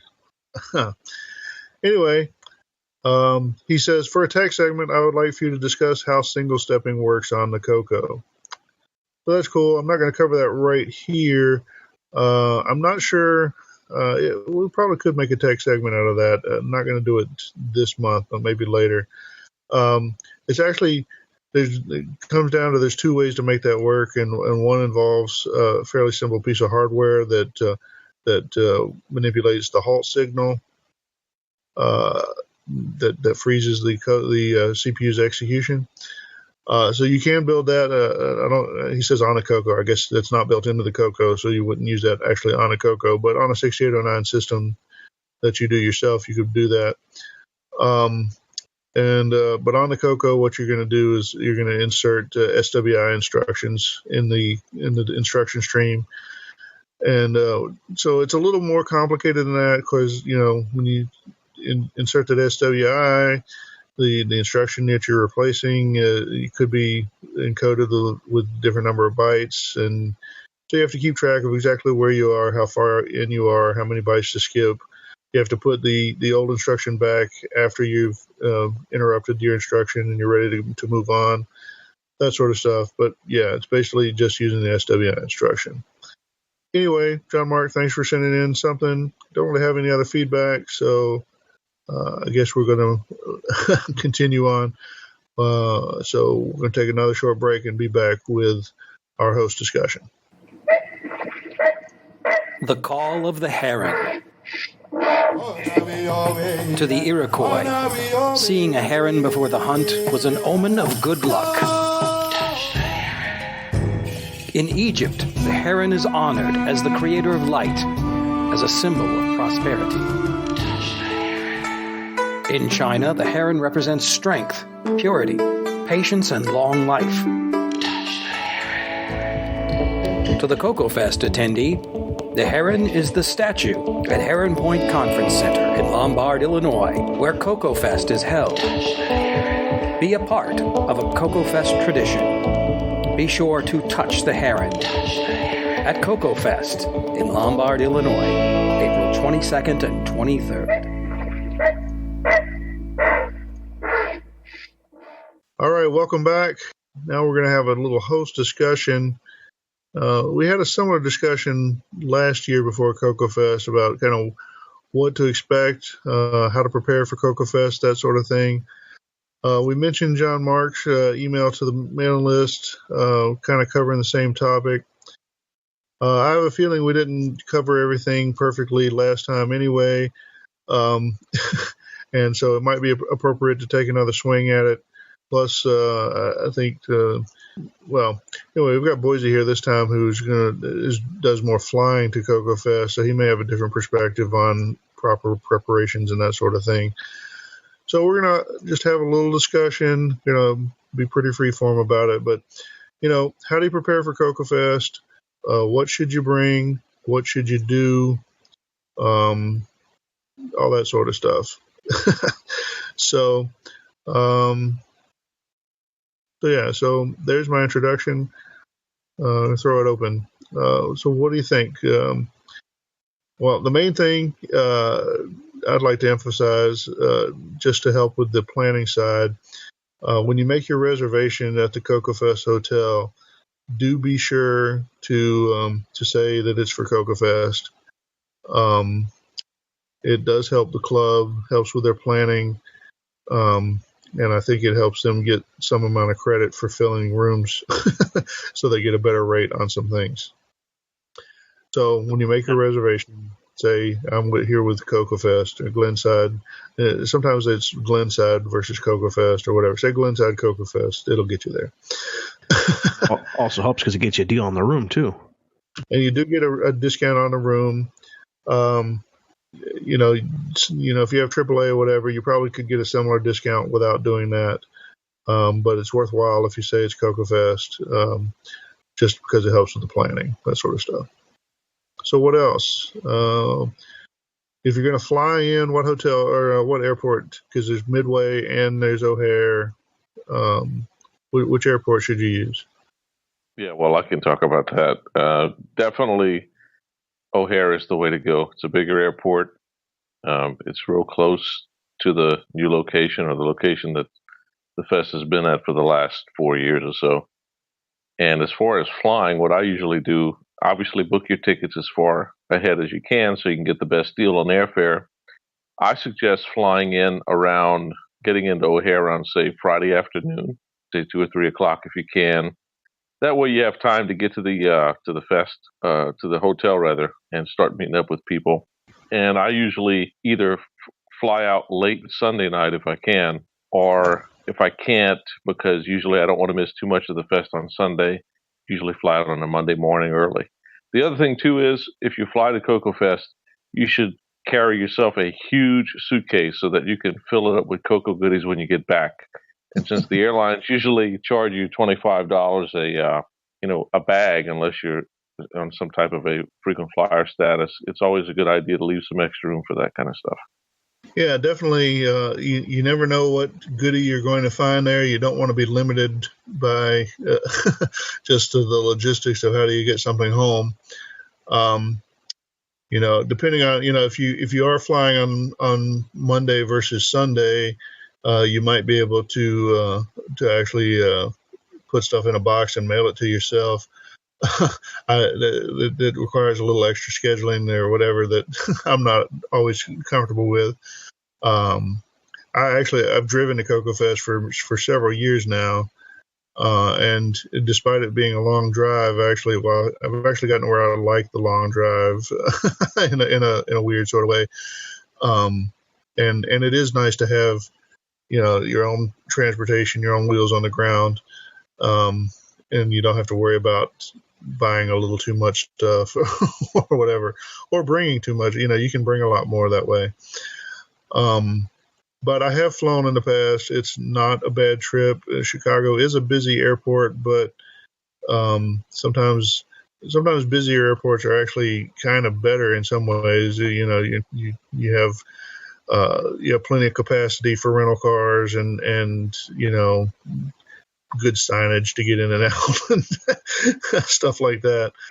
Yeah, I enjoy the drive as well. And, Lombard is kind of on the west side of town. So if if you don't like to drive on the tollways and pay the tolls, or you don't like city driving with all the heavily traveled interstate roads there, there's lots of routes. I've often gone up like Illinois 47 until I get to Illinois 64. If you get on Illinois 64 on the west side of the city, that takes you right into Heron Point without a lot of hassle, without having to go through the majority of the city. Yeah, that's true. If you're driving up, you definitely want to cut west, south of Chicago. You do not want to go through Chicago. That will you'll just be tearing your hair out. Probably at any time of day, certainly at anything near rush hour. The first couple of years we went up there driving. That was a long time ago. It's kind of before navigation by Google was quite so common, and we actually had these trip maps that you could get from AAA. And they just drove you right through the middle of town. They were accurate in terms of they got you there, but they're not real good in terms of avoiding traffic. Anyway, so what do you think? What should you bring if you're coming to CoCo Fest? If you're just a normal visitor, bring your wallet, right? I was just going to say, bring some cash. Yeah, regardless, bring a wallet. Yeah. Bring your wallet. If you are going to be a vendor, if you're going to have a table, some kind of display, I recommend everyone get a table, honestly, just because it's good to have a place to set some stuff. If you do have a project to display, if you have a table anyway, you're a little more likely to display something, so you don't have to, if you're shy and don't think that your stuff's quite good enough. Well, if you have the table anyway, maybe you'll break it out. So I like to see everybody's projects. But just to have a place to sit and socialize a little bit, get a table. Of course, you're going to do that, you need to bring whatever equipment you're going to have, your CoCo or maybe your MC10, some kind of display device. You probably want to have some power strips, or maybe even an extension cord. They're supposed to have that stuff on the fest floor, but, things happen. Sometimes those are a little hard. You don't end up with enough power or whatever. It's good if you can provide some of your own. The walls only have so much power in them, but but that doesn't mean that there's an outlet near you. So it's good if you have an extension cord at least. Yeah, even if you set stuff up in your room, it's good to have that so you can set up hardware in your room. That's true. A lot of people do set up something in their room for after hours or whatever. People socialize together after, off of the show floor and go up and play a little Donkey Kong in the room or whatever. The other thing you definitely want to bring is a duct tape or some kind of tape to put the wire to the floor. Yeah. Yeah, gaffer's tape if you can get it. Yeah, that's good. That'd be perfect. It's April, but it is Chicago. If you are driving, I have had it snow on me at CoCo Fest in the past. Those are some of the ones that were a little earlier in the year, but, you never know, right? So you may want to make sure you've got an ice scraper or something in your car if you are driving. You may want to make sure you've got an appropriate jacket if you're driving from far enough away that the weather might change. How about food?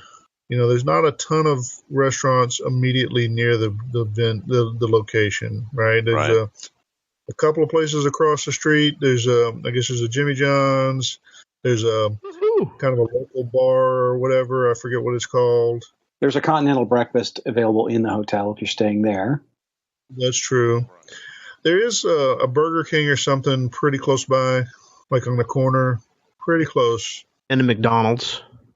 Dunkin' Donuts. That's right. But it's a 6-lane road there on North Avenue. It's a little hard to cross. Yeah, it's a little hard to cross on foot. And if you do cross, it's like a big ditch on the other side that you have to climb out of. Practice Frogger before you try. Exactly. It's like playing Frogger. Built-in game there. But, I mean, like you say, it's a big road. You go up and down the road not too far. There are some other options for eating. How far is Portillo's down the road? I can't remember. It's a few miles. Yeah. But there's some other shopping centers and stuff in between. Anyway, you won't starve. But if you are desperate for certain kinds of snacks or whatever, you may want to have a bag of chips or something in your room.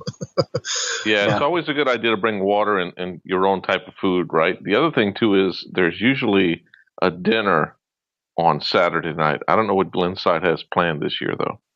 Yeah, well, so last year they catered in, and I think they're planning to cater in again this year. It actually wasn't bad last year. The catering was pretty good. It was a barbecue place. Normally, I would think Chicago barbecue, being a Southern boy, it doesn't exactly sound great, but it actually was pretty good. I think they're going to have the same place again. So you may want to have dinner on site on Saturday. Now, so on Friday is another question. Definitely people make their own arrangements. They arrange in their smaller groups, their personal, closer friend groups or whatever on Friday night and have dinner. If you're new to CoCo Fest and you don't know anyone, you quite often will find some people looking to hook up down in the lobby on Friday night. If that sounds interesting to you, to meet up with some other CoCo folks and go have dinner. It's a pretty good thing to hang out in the lobby, see who shows up. If you are interested in something, less impromptu or more fancy or whatever, you may want to make your arrangements in advance with your friend group and meet up, somewhere else or make your arrangements in advance. I would say one of the nice things about the fest in the last few years is that people come back after the Friday evening dinner from their respective places and meet in the lobby to have sort of like a big discussion session kind of later that Friday night. Yeah. Later night hangout session in the lobby is kind of a cool thing. So do try to come out last year and come out of the lobby and hang out and talk to people. That should be fun. On Sunday, the fest actually is over pretty early, a little bit early on Sunday, like 3 p.m. or something. They're supposed to clean up and be out of the rooms by 5.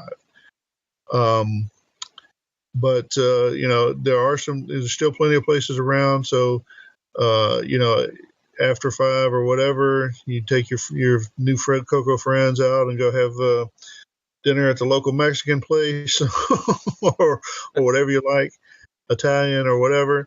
It's kind of cool for those that are more flexible on their travel arrangements, or they're not leaving Sunday night but not leaving till Monday or whatever.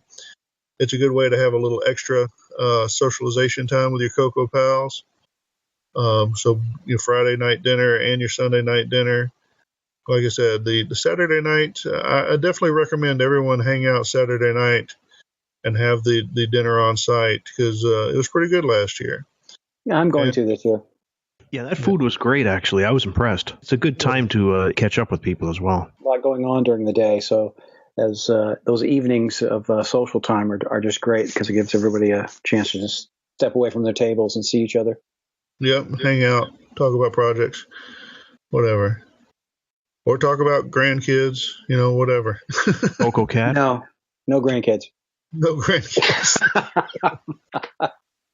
How about how to dress? Everyone has their bow ties and their cummerbunds ready. It's casual. You definitely have to have fest wear. I recommend that. Definitely casual. Wear it as long as you're covering all your parts, please. Boise, don't wear the skirt this time. No kilts. If there are any doubts, send sample photos to John, and he'll give you a thumbs up or thumbs Yeah, down. I'll give you the thumbs up or thumbs down. He's not a doctor, but he'll look anyway. Yeah. No, depending on where you're coming from, it can be, like I said, significantly different weather. It's quite often, by the time I leave for CoCo Fest, I'm often already wearing shorts and a t-shirt every day at home, and leave off for CoCo Fest, and by the time I get to a couple of hours up there, I get out to get some gas or have some lunch, and I'm freezing my butt off getting out. So you have to be aware of that. If you're That's true. It can be hot on Saturday and freezing on Sunday, so pack a jacket. Yeah, for sure. Those basic travel stuff. I'll mention one thing. It is also generally kind of a peak allergy time of the year in that part of Illinois. So if you have allergies, come prepared for that. All right. Bring your Mucinex or whatever. Anyway, any gotchas? Anything surprising? Anything weird about traveling and coming to CoCo Fest? It's a pretty friendly group. I mean, there's no, you didn't fill this out in triplicate, you can't come in. There's nothing like that. Yeah, it's very relaxed and casual. I would add that, we've talked about it a little bit, but that Friday night gathering in the lobby, that's a really good place to start getting connected. If you've never been, if you don't know anybody, show up in the lobby, around 7 p.m. and you're going to see a big crowd of people talking. Just approach anybody. Don't be shy and tell them you're new and introduce yourself. And you'll surely run into some names that you've heard of on Facebook or the CoCo list or the podcast. Yeah. And let's be honest, it won't be hard to figure out who's there for CoCo Fest. Yeah, this is true. You'll know right away. You'll see the guy with the OS9 T-shirt stretched over a middle-aged belly. That actually refers to more. So it's a fest wear. That's your fest wear. That's right. Right. There might be kind of a big guy with a Farfall T-shirt on.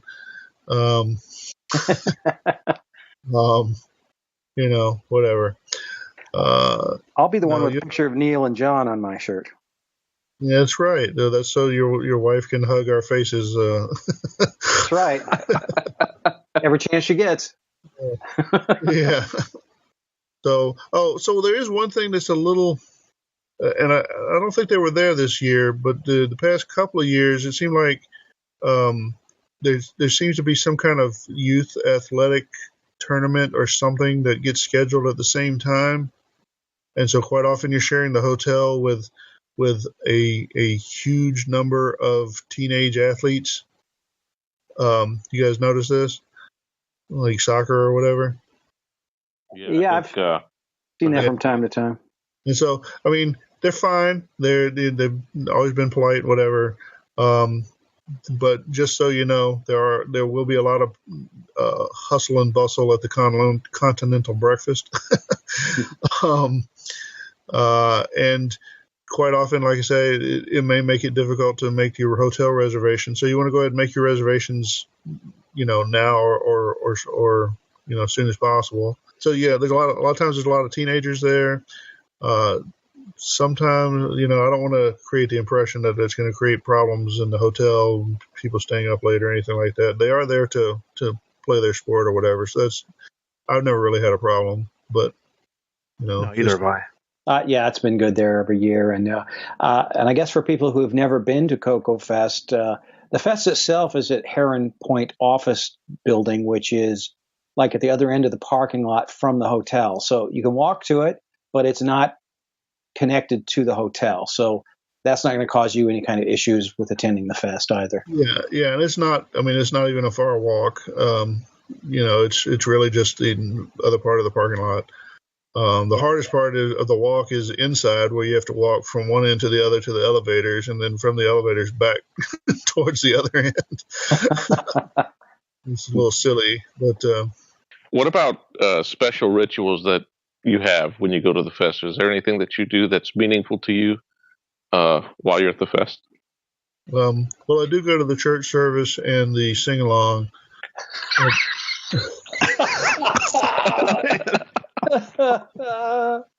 No. Well, I mean, I do like my Friday night dinner with my best CoCo pals. Mm-hmm. Even if I occasionally have drawn drifters into the group accidentally by lingering in the lobby.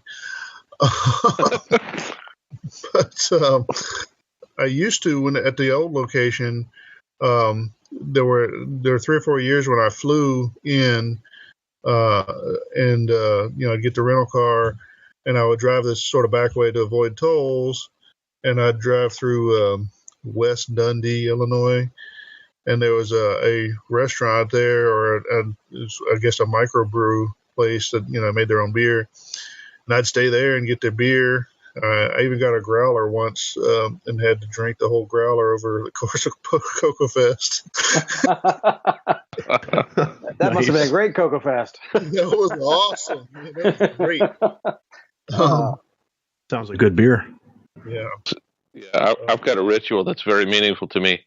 When I first get into the Heron Point Convention Center, there's this huge statue of a heron, and I just take my hand and I just rub the feet of the heron for good luck, sort of like a Buddha.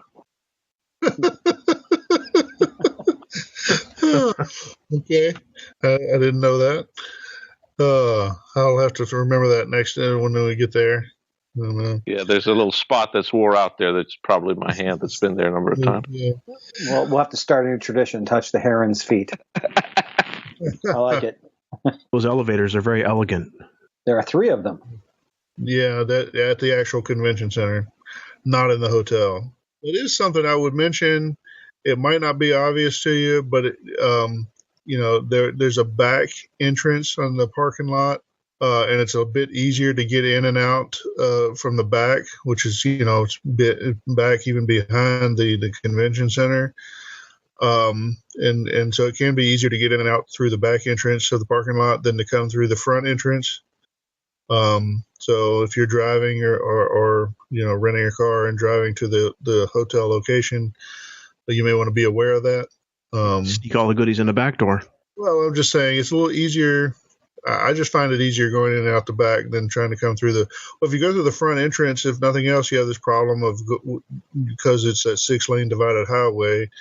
If you're coming from the wrong direction, you have to go way down across the bridge, whatever, and turn around and then come back and, take you an extra 10 minutes. But if you turn in at the place before that, you can come through the back entrance of the parking lot and come right in. So there's a handy tip for you.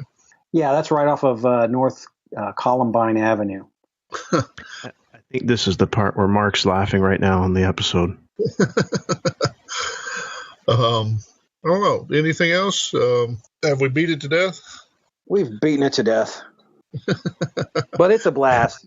I think that's a wrap. CoCo Fest. If you've never been, you gotta come out. It's fantastic. It's a great event. It's it's my wife has a friend whose husband goes every year with a group of his friends on what they call a Pink Floyd weekend. Ostensibly, they go off and listen to Pink Floyd and play poker and do whatever. I have no idea what they actually do, but so this is my version of the Pink Floyd weekend. I go off and hang out with my buddies that share a hobby interest, and show off my projects, envy other people's projects, spend some money on rare CoCo artifacts, visit travel across the country. It's a great thing. So. Anyway, I hope to see as many people as possible. Like I say, I'd like to see us break at 80 or so this year. Maybe you could do 90. That'd be awesome. Blow the doors off the place. Literally blow the doors off. Make them run out of badges for guests. That'd be awesome. They're working really hard on the badge graphics design. So when you get your badge at CoCo Fest, if you can, just make over the badge design like it's the greatest thing you've ever seen. I'm serious. Just tell them, this is awesome artwork. It's it's perfect. Yeah, you got to look over it like a Japanese business card. Yeah, exactly. So, anyway, all right. Well, I think we've beaten this to death, so I'm going to call it as a wrap.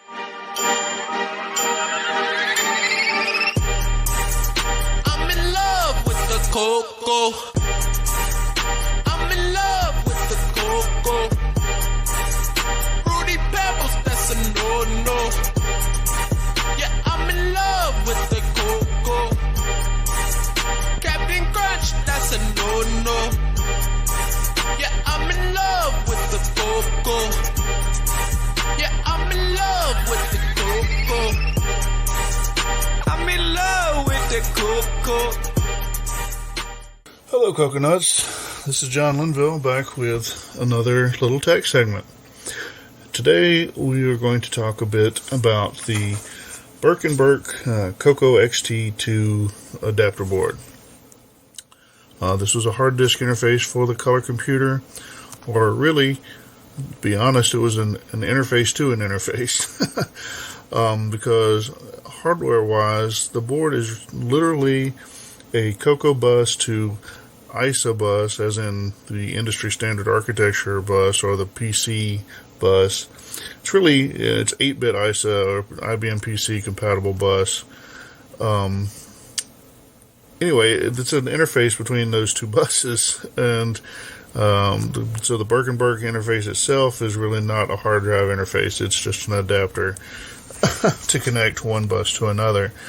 It's kind of a neat use of hardware, especially to reuse commodity hardware at the time, the IBM PC hard drive controller, to interface it to a CoCo. It's a little awkward. If you've ever seen one, they kind of it's an oddly shaped cartridge, and you take it apart. It literally has an ISA card inside, or it might just be empty, and it has a slot for an ISA card inside. So you might wonder, how did this work? Surely you didn't just plug it in and have it magic, and of course, no, it's not magic. But anyway, I'm not going to be able to cover. I haven't really used this device. So I'm not going to cover the ins and outs of setting up device descriptors for OS 9 or anything like that. We'll touch on. You could use this with OS 9. Apparently, there was also some software called Burke Hyper IO, where you could use the hard drive with Radio Shack's Disk Basic. The app notes for doing that and the original manual for the device are available through colorcomputerarchive.com. So if you want to read over that, if you have access to the software, I'm not sure if that's on colorcomputerarchive.com or not. You can probably get access to the software without much trouble, but I don't know for sure.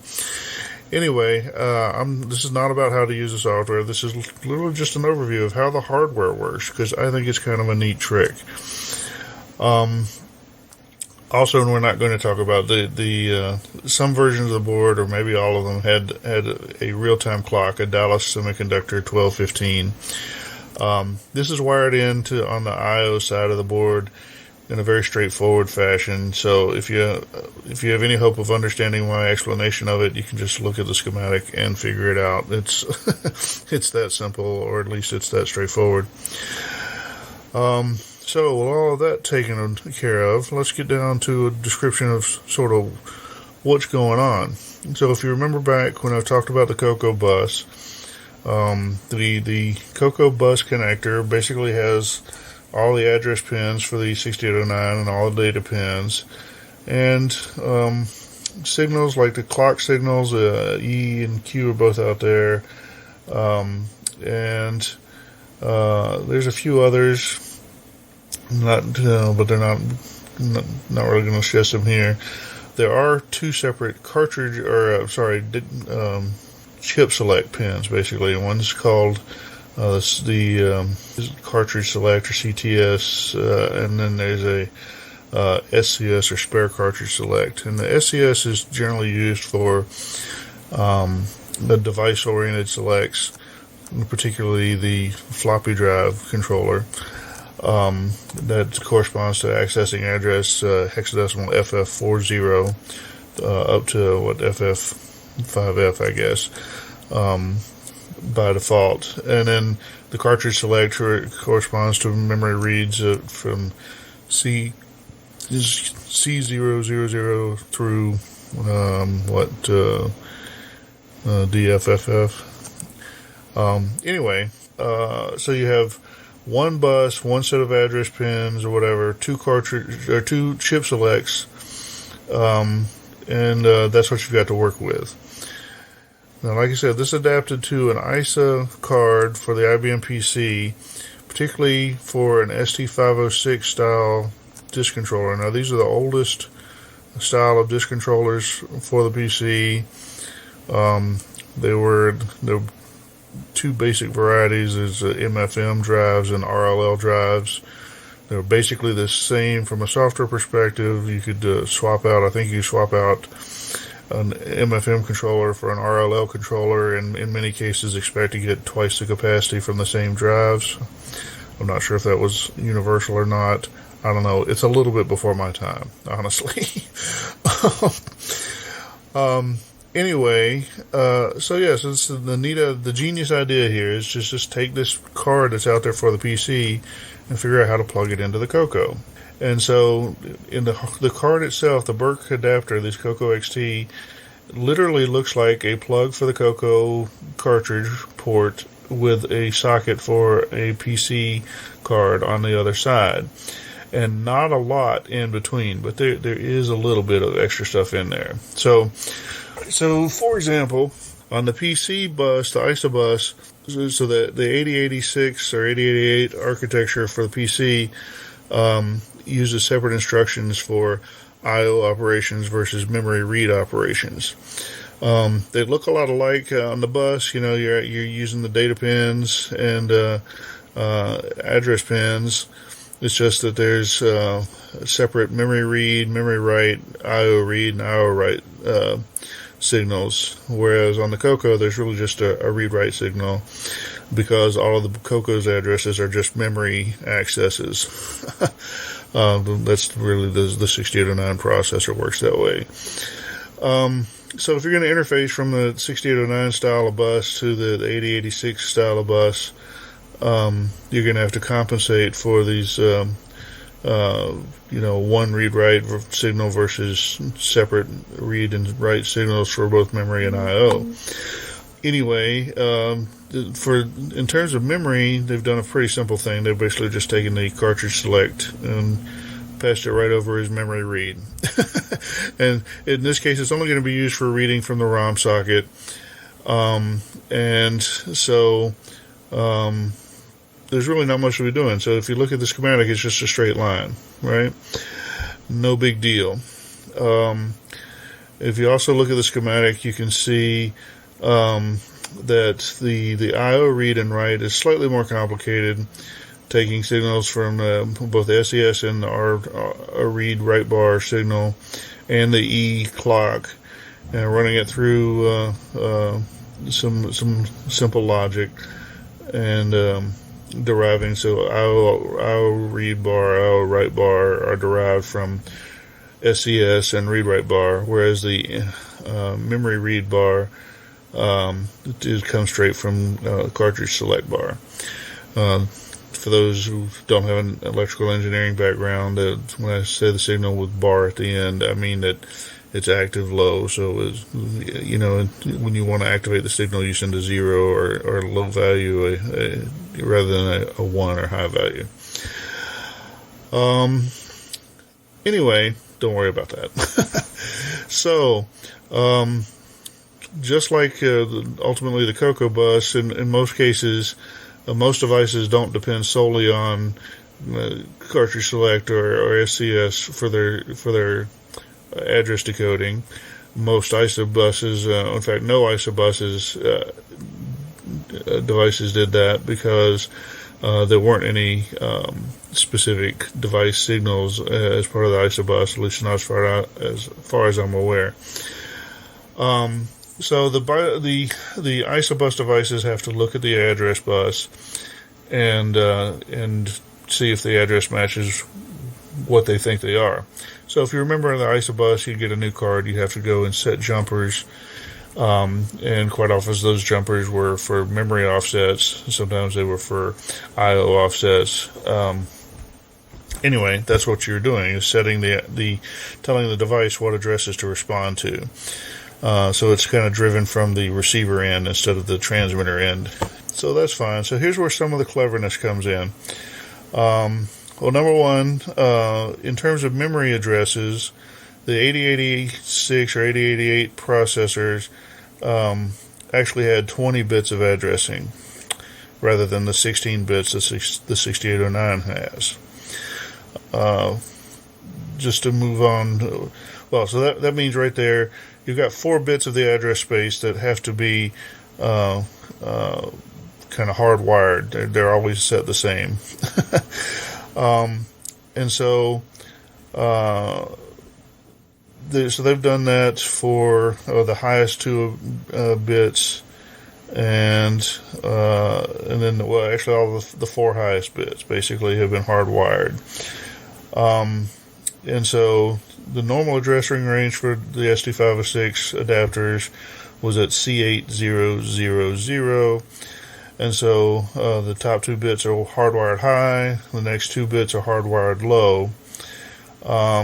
So that leaves it responding to an address of 8000 coming from the CoCo. But of course, when the CoCo is trying to access the ROM space, it's going to be sending out an address of C000. So there's a 1 bit that needs to be inverted. So that's what they've cleverly done in this adapter, is that A14 bit, they have an inverter on that line.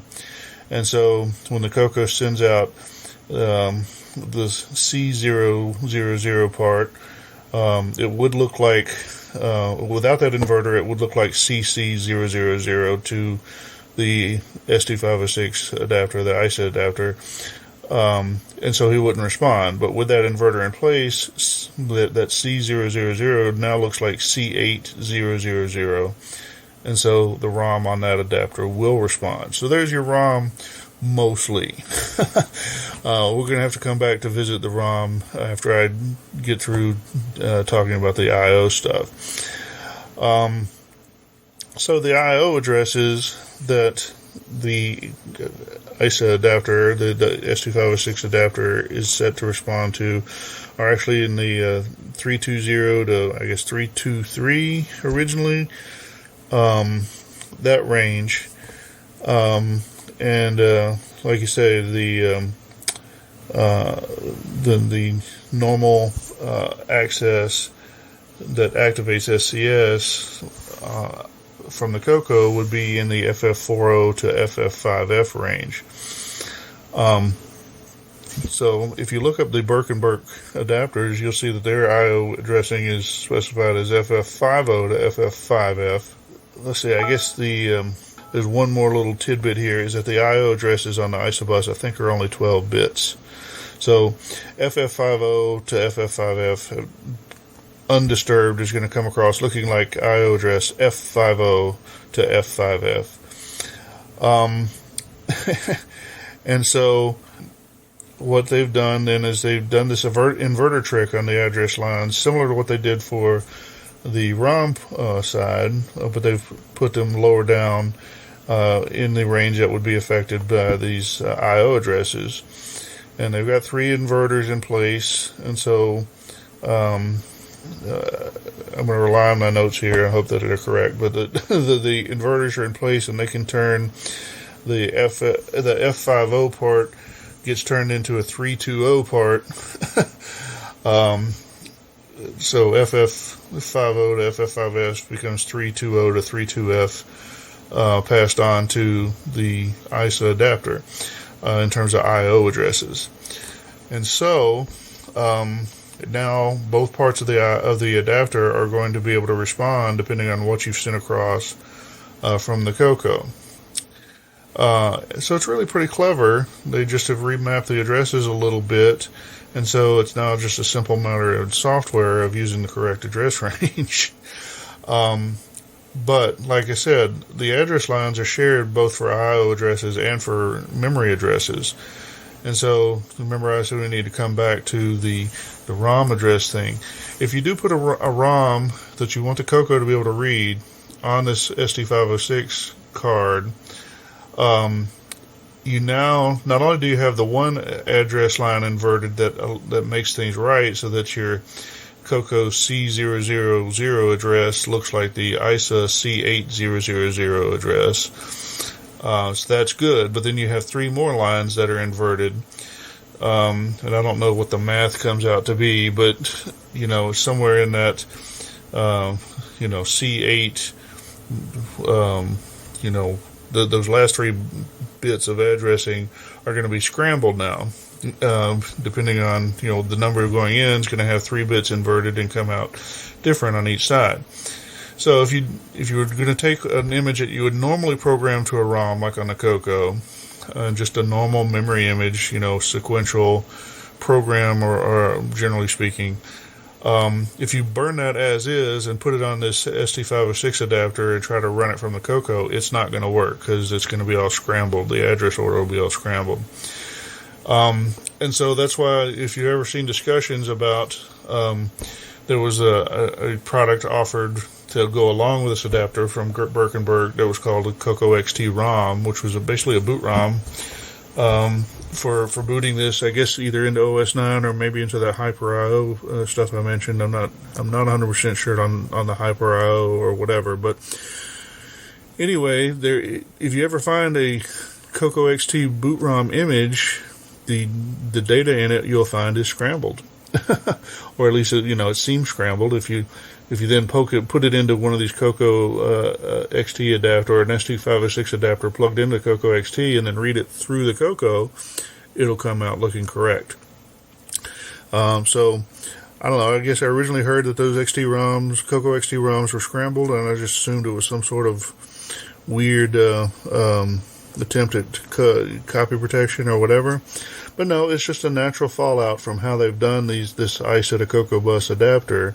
They just have these 3 lines that are scrambled in there, and that's all there is to it. So I hope I've made that fairly clear. I don't think it's all that complicated. Sometimes I'm mistaken about what's complicated and what's not. So do feel free to send in some feedback. Let me know if there's any questions or anything that I'm missing or whatever here. Again, I don't know. I've never actually used these devices. Just going by schematics and documents that describe some of the software or whatever. That's why I'm not going into much detail about the software. If you do have an MFM drive and you have an SD506 style adapter, whether it's MFM or RLL, whatever the drive is, and you have this CoCo XT adapter board, then you can use it to on your CoCo. It's probably the least reliable hard drive interface you could have nowadays, just because those drives are so old. But it is a neat idea, a neat little hack from the past. Now, one of the things that got me looking at this interestingly again here, there are now available some devices out there. They're really intended for people that are trying to get old PCs booting up. But there are 8-bit IDE controllers out there, primarily designed, it looks like, for use with compact flash cards. But they will plug into old XTs, and they'll boot up on your old XT and or PC or whatever, and run with a compact flash. Kind of cool. Probably a pretty reliable way to run an old PC. Well, if you take those devices, now they have different options, and you can put them at different addresses and whatever, but if you put them at the address range that matches what was the default, the 320 IO range and the C8000 ROM range, you could plug one of these, and this is all theoretical, I haven't actually done it, but I'm pretty sure it'll work. You could plug one of those devices into the CoCo XT adapter board, and it's just a simple matter of programming at that point, but you should be able to control the XT, the compact flash device through that XT IDE adapter. These are available on eBay or whatever. Some of them are kits. You have to put them together yourself. But they are out there.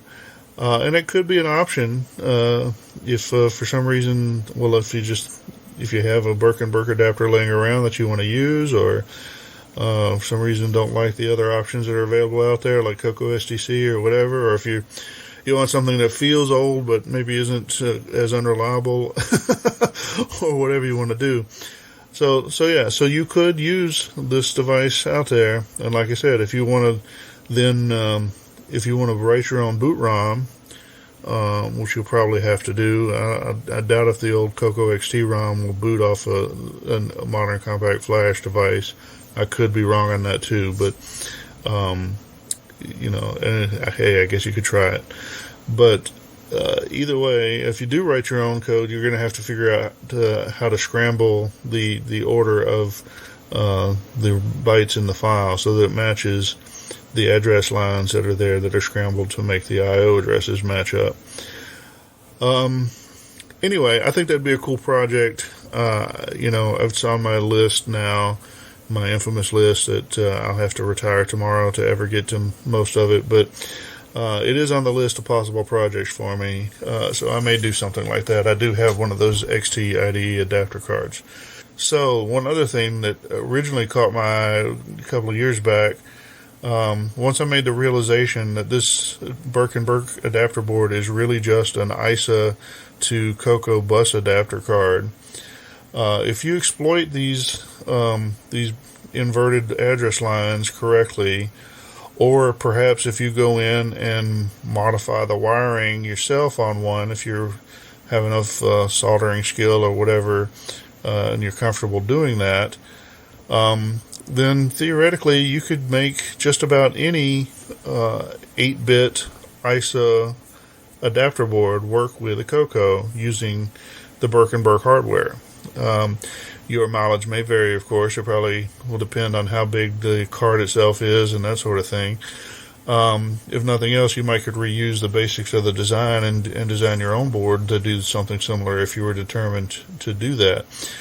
My thought being that this would be a pretty good way if you could find an 8-bit ISA Ethernet card that still works. It might be a great way to get an Ethernet card on your CoCo. Of course, excuse me. Of course, Jim Brain is out there with his CoCo Nick soon to be available, maybe. I don't know. But if for some reason that's not an option for you, or somehow you're in a hurry, or maybe it never arrives, who knows. You could theoretically get an ISA NIC, an 8-bit ISA NIC running on a Birkenberg adapter board. I think that'd be cool as hell. So, anyway, I probably rambled on long enough, so I'm going to cut this one short, I guess. But anyway, try to digest it, think about it. Let me know if I've left something out, or if I didn't answer some question you have. Send some feedback. That's feedback at CoCoCrew.org, or John, JOHN, at CoCoCrew.org. Let me know what you think. Now we'll return you to our normal retro goodness. All right, thanks. Take care. Who can answer all your questions? Sandy can. Back to more retro goodness with the CoCo Crew. All right, CoCo Cruisers, welcome back. We have for you this evening an excellent interview, I hope. Since we haven't done the interview yet, we don't know if it's excellent or not. But we have a couple of guests joining us from the Glenside Color Computer Club. This is the organization that puts on CoCo Fest. You may have heard us mention CoCo Fest once or twice here on the CoCo Crew podcast. As you probably know, that promoting people to come to CoCo Fest is pretty much the reason why we started this podcast nearly 2 years ago. So it's about time we talked to some of the Glenside crew and got their perspective on CoCo Fest and the world of CoCo and, the world in general, I guess. So we have with us Mr. John Anthony, a.k.a. Tony Pedraza. Tony, you're the president of Glenside these days? Currently, yes, that's correct. Awesome. And also we have John Mark Mobley, who is kind of a jack of all trades. I think officially he's the editor of the Glenside newsletter. Is that right?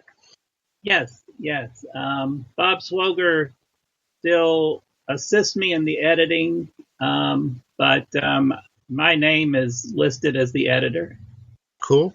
Awesome. Of course, joining me is my normal co-hosts. Of course, I'm John Linville and joined by Neil Blanchard. Hello, Neil. Hello, everyone. And also joining us is Mike Rowan. Hello, Mike. Hello, everyone. And we might have a secret person in the audience. I'm not sure. Anyway, so how should we start? Let's see. Maybe, Tony, I know you've been around Glenside forever, and or at least a really long time. You've been around CoCo Fest forever. You were there when it started. Why don't you give us a little history on why CoCo Fest exists in the first place, and how it's changed over the years. Well, I want to do some honors to a man whose name has not been affiliated with a color computer for 30 years plus. But without him, it wouldn't have started, I don't think. And he was actually gone from the club, per se, by the time I actually joined back in 85. That man's name is Keith Giroux. I understand he's still alive and kicking. He can be found on Facebook. And if anybody from Glenside were to contact him, he'd probably go, "Holy cow, are you guys still kicking?" Now, Keith, I say probably without Keith, the club may not have gotten the kickstart that it did. Keith was a neighbor of Ed Hathaway. Ed Hathaway, if anybody's familiar with Glenside history, was probably the first elected president of the club. By the time I joined, he had been presiding over the club meetings in the Glenside Public Library down near where he lived for, a better part of a year. Keith was one of Ed's neighbors and friends, and was it was Keith and Ed who ended up probably back in late 83 or very early 84, ended up picking up those little gray boxes, taking them home, and started getting involved with the color computer. I do not know if it actually took place, but I seem to recall some old story. Actually, by this time it's an old story that supposedly Keith and Ed, and I hope I'm not giving you a dream, hooked up probably 150 feet of telephone cable between their houses. They lived kitty corner, diagonal corners from each other on at an intersection down in Glenside, Illinois, and they turned that into a null modem cable and did some non-telephony null modeming between their two computers, 100, 150 feet apart. I tried to verify that with Ed, but it only came up this morning, and he probably hasn't had an opportunity to look at that. Keith went on to be involved in the business end of the growing alternative operating system computers, and ended up becoming greatly involved with supplying the Tennessee Valley Authority with computers and printers and hard drives back in the early to mid 80s and on. But after he left, I could say Ed ended up taking up the reins, because there were all kinds of people coming out of the woodwork back then looking for help, looking for assistance, looking for programs and how to do this on the computer. And it became a very large local Chicago area users group. And we're talking about the early 80s? Yeah, the 80s, mid 80s, 84, 85. Mid 80s. and we just, everybody just started congregating. I mean, I know there was within a 25-mile radius, there were 3 color computer user groups that I attended back in those early days, just to meet new people, to see what other people are doing, what the machine is capable of, who had the newest program or hardware for it, and it just kind of grew from there. How large was it back in the mid '80s? Oh, merciful heavens! You would ask me that. I would say we had anywhere, just at Glenside, not at some of these other user groups. There were two user groups that I attended that were rather large. One was the Glenside Color Computer Group, and another one who eventually named themselves Bug, Batavia Users Group. It was down around Batavia, Illinois, and that was heavily populated with people from what was the lab down there? The accelerator lab, Fermi Lab. A lot of people in Fermi Lab populated the Bug group, and I guess I would say just Glenside alone, probably 85, 86, had anywhere of 35 to 40 people showing up for the meeting. It was quite interesting. People came to there from way on the north side of the Chicagoland area. We had one gentleman. Well, actually, the treasurer came out from. A lot of people came out from Chicago, and then of course some of from the surrounding areas out here in the northwest suburbs. Well, I guess at that point it would just be basically the northwest and west suburbs. It just gravitated to a place that was a meeting place for color computer users. Ed pretty much had the reins for about 5 years. It was just phenomenal. It's good history. I've never heard these bits before. I don't know if we're quite there yet, but how did you get, shall we say, mixed up with Lonnie and Rainbow Fest? And, how did you guys come to be involved with doing that sort of thing? About, 85,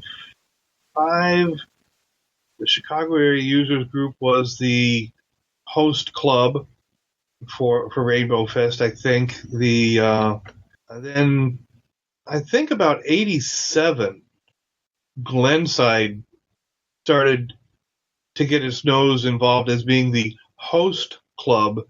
Obviously, Fallsoft was the sponsor. They put up all the money for the show and bringing in the exhibitors. As the Rainbow Fests, they became a mass area.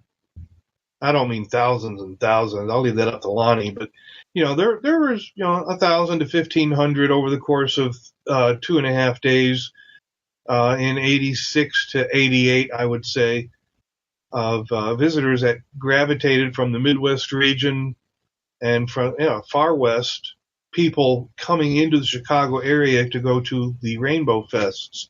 I was extremely happy to go to those and just walk around drooling at the mouth at all the stuff that I couldn't buy. But it was all very interesting.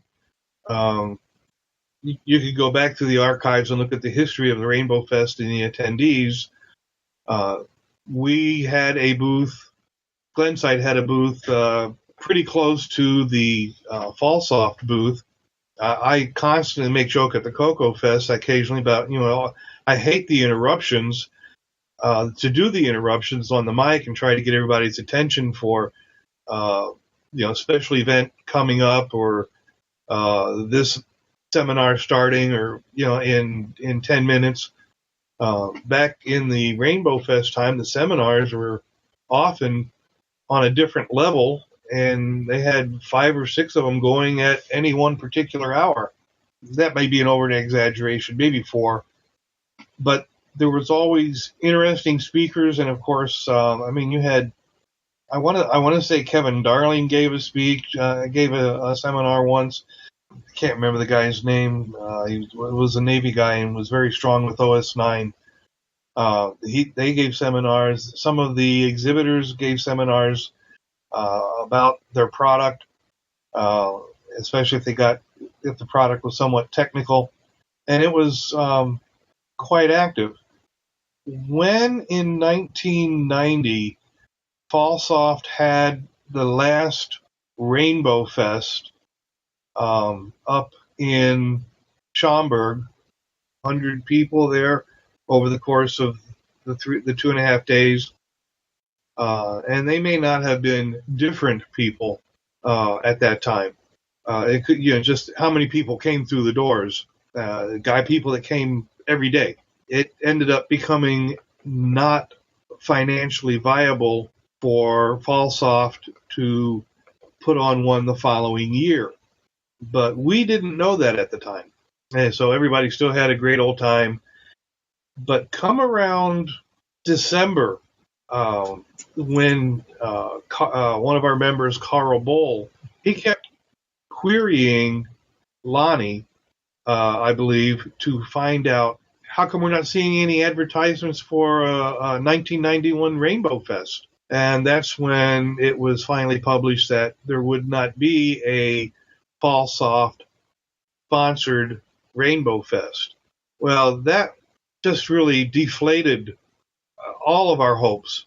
Fortunately, one of the recent vendors in 89 and 90 to the CoCo community was a company called CoCo Pro, owned by Dave and Nancy Myers out of Michigan, who were some software suppliers or vendors.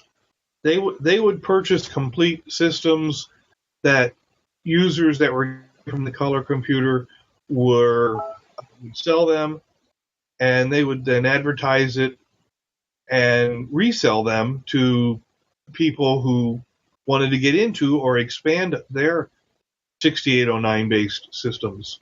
Carl had done some business with David and Nancy. He approached them about the possibility of sponsoring a Chicago area, but I think it was actually the second CoCo Fest that the Myers had committed to, because I believe the first one was held down in Atlanta, early 1990,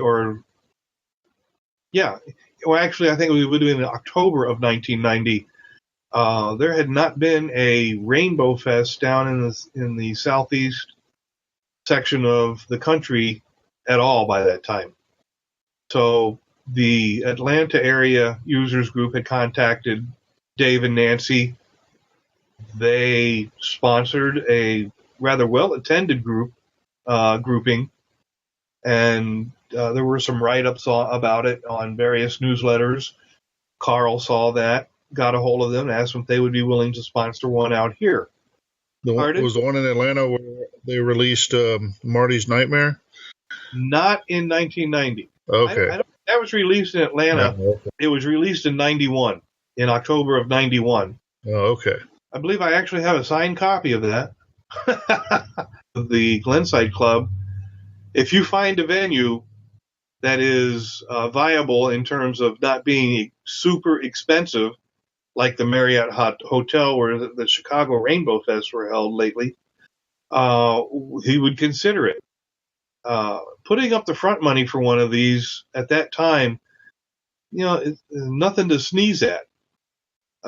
It had a pretty big dollar value on it. So Carl looked around and brought some suggestions to the club. I think it was in January, maybe December. We chose one down on, I don't know if it matters, but it was the Inland Center, just a big open room for Inland Convention Center for conventions. I guess the pricing was within Dave and Nancy's realm of possibility. It must have been, because they said, okay, we'll go for it. So within 3 to 4 months, things started rolling very quickly for another fest, if you will. Although this time it was a CoCo Fest. CoCo. CoCo, color computer, capital C, little O, capital C, capital little O.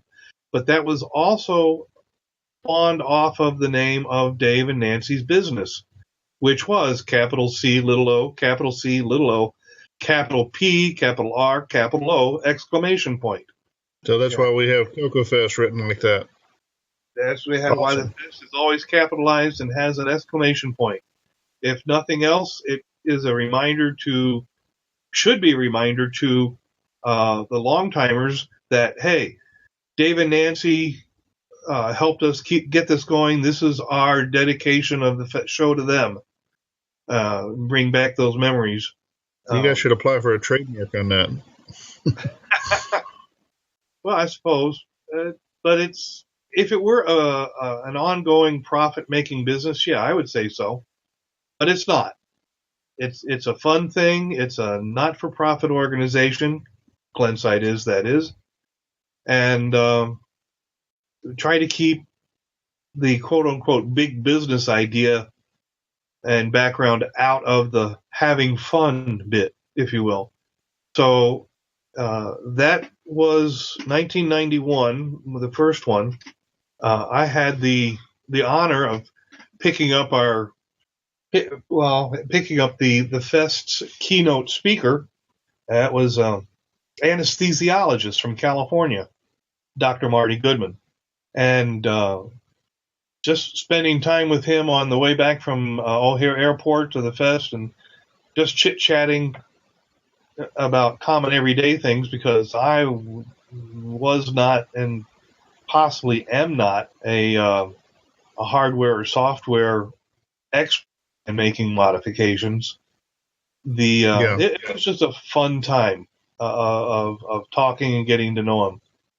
Throughout the show, we had it was brought up that are we going to have, actually before the show, the talk was going on between Dave and Carl and myself on the periphery of conversations that, well, do you think we'll be able to have another one? And Dave says, well, I have to see how this one goes. So this may be the last CoCo Fest, but it's the first Chicago CoCo Fest, was the retort. Well, okay, that's we nicknamed it among the first annual last Chicago CoCo Fest, with the last being in quotation marks because we never knew at that time if there would be another one. That just kind of sort of stuck in the second CoCo Fest in Chicago area. And I don't believe Dave Myers didn't sponsor it, but did attend as an exhibitor. The club found a meeting venue out in Elgin, Illinois, at the Holiday Inn out there at the time. And we built it as the second annual, quote unquote, last Chicagoland CoCo Fest. And we've just kept that in the name ever since as a kind of a fun thing, but it always has been stated from the day one. We don't know if there's going to be another one. And it was kind of stipulated at the time, we're just a not-for-profit organization. We don't have the resources of a business behind us. We have always made the statement that we picked a figure, if we don't go beyond X amount of dollars in the red to where it's going to start killing the treasury, we will put on another one. And we have been both honored by the attendees and that the costs have almost always been covered, to the fact that we did not go into the red in the past 5 years, I don't think, at least not much, but we've never gone beyond $300 in the red. And believe it or not, that is the figure that we chose.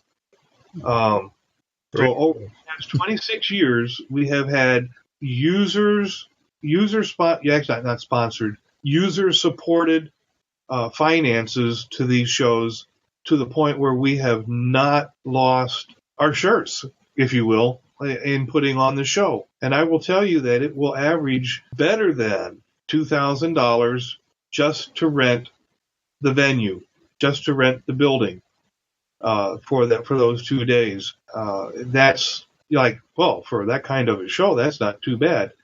Well, the costs are going up over the years, and we have tried to do whatever we can to keep the costs down, so those people coming in who are going to be spending at least $100 to stay overnight in a hotel, at least in the past 5 years, and who knows how much money in gasoline, etc., just to come together to have a good time and meet others that are interested and involved in the same hobby that they are. Yeah. And I don't know what our exhibitors make or lose at the show, and I don't really care to know. As long as we're all having fun, and hopefully they too are having their costs met. They must. They keep coming back. Either that, or we're all a bunch of crazy idiots. Well, we may all be crazy anyway. No, that's true. So let's talk about venues. You mentioned the Holiday Inn in Elgin. I think we were still there when I started coming into to the fest. That was many years ago. Then we moved to across the highway, and I forget what the other hotel was in Elgin. We were there for several years. Go ahead. Well, I was just going to say we were there for several years, and then at some point we picked up and moved to the new location. Is it just those 3 locations, or am I forgetting something? No, I think you've got it right. The first place that you were remembering was the Holiday Inn Holodome that we were holding. We were holding the fest in the 90s and the early 2000s. We were all up, and we got a notification 5 months before the fest that maybe it was 8 months. In any case, that property had been sold to a college, and everything was canceled, and everything was just kind of like thrown up in the air for about 3 weeks. We started pulling the papers out of the air, looking for another location. There was a building that had gone up, as you said, across the interstate that was Holiday Inn owned, but it was was it Embassy Suites? I don't remember. Elgin? The second venue down there. But it was a very nice place. They still had a very more than adequate banquet room that they were able to open up for us, and open up the walls, and it's currently called the Holiday Inn Hotel and Suites. So I'm thinking it might have been the Embassy Suites that were owned by Holiday Inn at that time. We were able to get set up over there. That was the second location. We had there, I think, 5 or 7 years, and then their banquet room rates just started climbing, primarily because they were also a very popular location for weddings. And when we needed to do the show, we liked to set up on a Friday night. That locked them out of any late night wedding rental sales. Saturday, early morning, 5 o'clock shut down, and maybe able to open the room again. But still, they can only have one customer. They can only sell the room one time for that day, instead of like a morning or early afternoon event and then a late night event for a second wedding. We had, and same thing happened on Sunday until they closed. And then, of course, Sunday night they have to get prepped for business meetings on Monday. But throughout the entire show, there were one of the other things that I think jacked up our price was that we did not have wet bar sales, which they also put highly on their list for a profit center. So So when it got Maybe to the we should open a bar at CoCo Fest. That might be fun. CoCo Fest, at least as far as that type of activity. I mean, there are going to be some bring your own beverage type people. Boise. We prefer they not go crazy with it. That makes it for everybody. Everybody's sane and sober. Well, sober at any rate. But the cost started getting out of hand out in the Elgin area at that place. So about 5-6 years ago, we started looking for another place. Somebody came up with with Heron Point, and we've gravitated there. And the first couple of years, let me tell you, the cost, because Heron Point was basically had the meeting rooms where they have them down in the basement, and they were basically rented out for classroom, for business classroom and conferences. They are not really big enough for anything regarding weddings or wedding receptions. The first three years, the costs for that were 1/10 of what we would have had to pay in a Holiday Inn. Wow. And about 3 years ago, the Heron Point building was sold to a different management group, and the costs have started going up there, or started going up there almost immediately. And I mean, you may remember that. Wow, $5 for a table? That's all for the exhibitors, and $5 for admission to come in? Hey, if we don't have to pay out to put this thing on, there's no reason why to try to get the people and the exhibitors to pay out the same kind of costs we needed to cover the Elgin group. So we all enjoyed very low costs those first 2 years. Prices started going up. Reluctantly, we started to have to charge a little bit more for the past 2 years. But what was it? I forget what year, but I do remember really cutting costs one year. I think it might have been our 25th show, or Glenside's 25th anniversary. I forget which, where everything was $5, and I used the phrase something about celebration of Abraham Lincoln something or another. I just to throw something goofy out. Yeah. But it was, everybody enjoyed the reduction in the club cost for putting on the fest. Like I say, it's growing, but here's something: from the proceeds from the attendees, from the exhibitors' badges, if you will, from the purchase of a place to put your company out there, the cost for the show over the past, I don't know, however many years, basically only covered about 50% of the club cost to put the show on. Yeah. The rest came from? How come Glenside hasn't been losing money year after year after year? Way back when, and I can't tell you what year it started, somebody came up with, hey, I've got some stuff that I want to donate to the club. You put it on a club table to sell and just keep the proceeds. I thought, well, people might not really go for a lot of that. And besides, my garage can only hold so much stuff that I had that comes home from the fest. Why don't we make it really interesting and give everybody the opportunity to look at all of this stuff and to offer something for it if they're interested? And no minimum offering will be accepted. It's just, what do you think it's worth to you? And then it kind of progressed to, well, why don't we just throw all this stuff into an auction? And everybody can get around and, say, oh, that looks really cool. I think I want that. I'll bid $2. Some said, "Oh, I want it for $3." No, I want it for $350.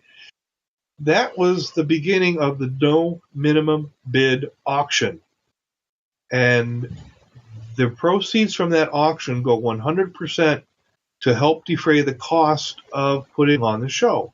People donate. Really interesting stuff, quote unquote, on the interesting.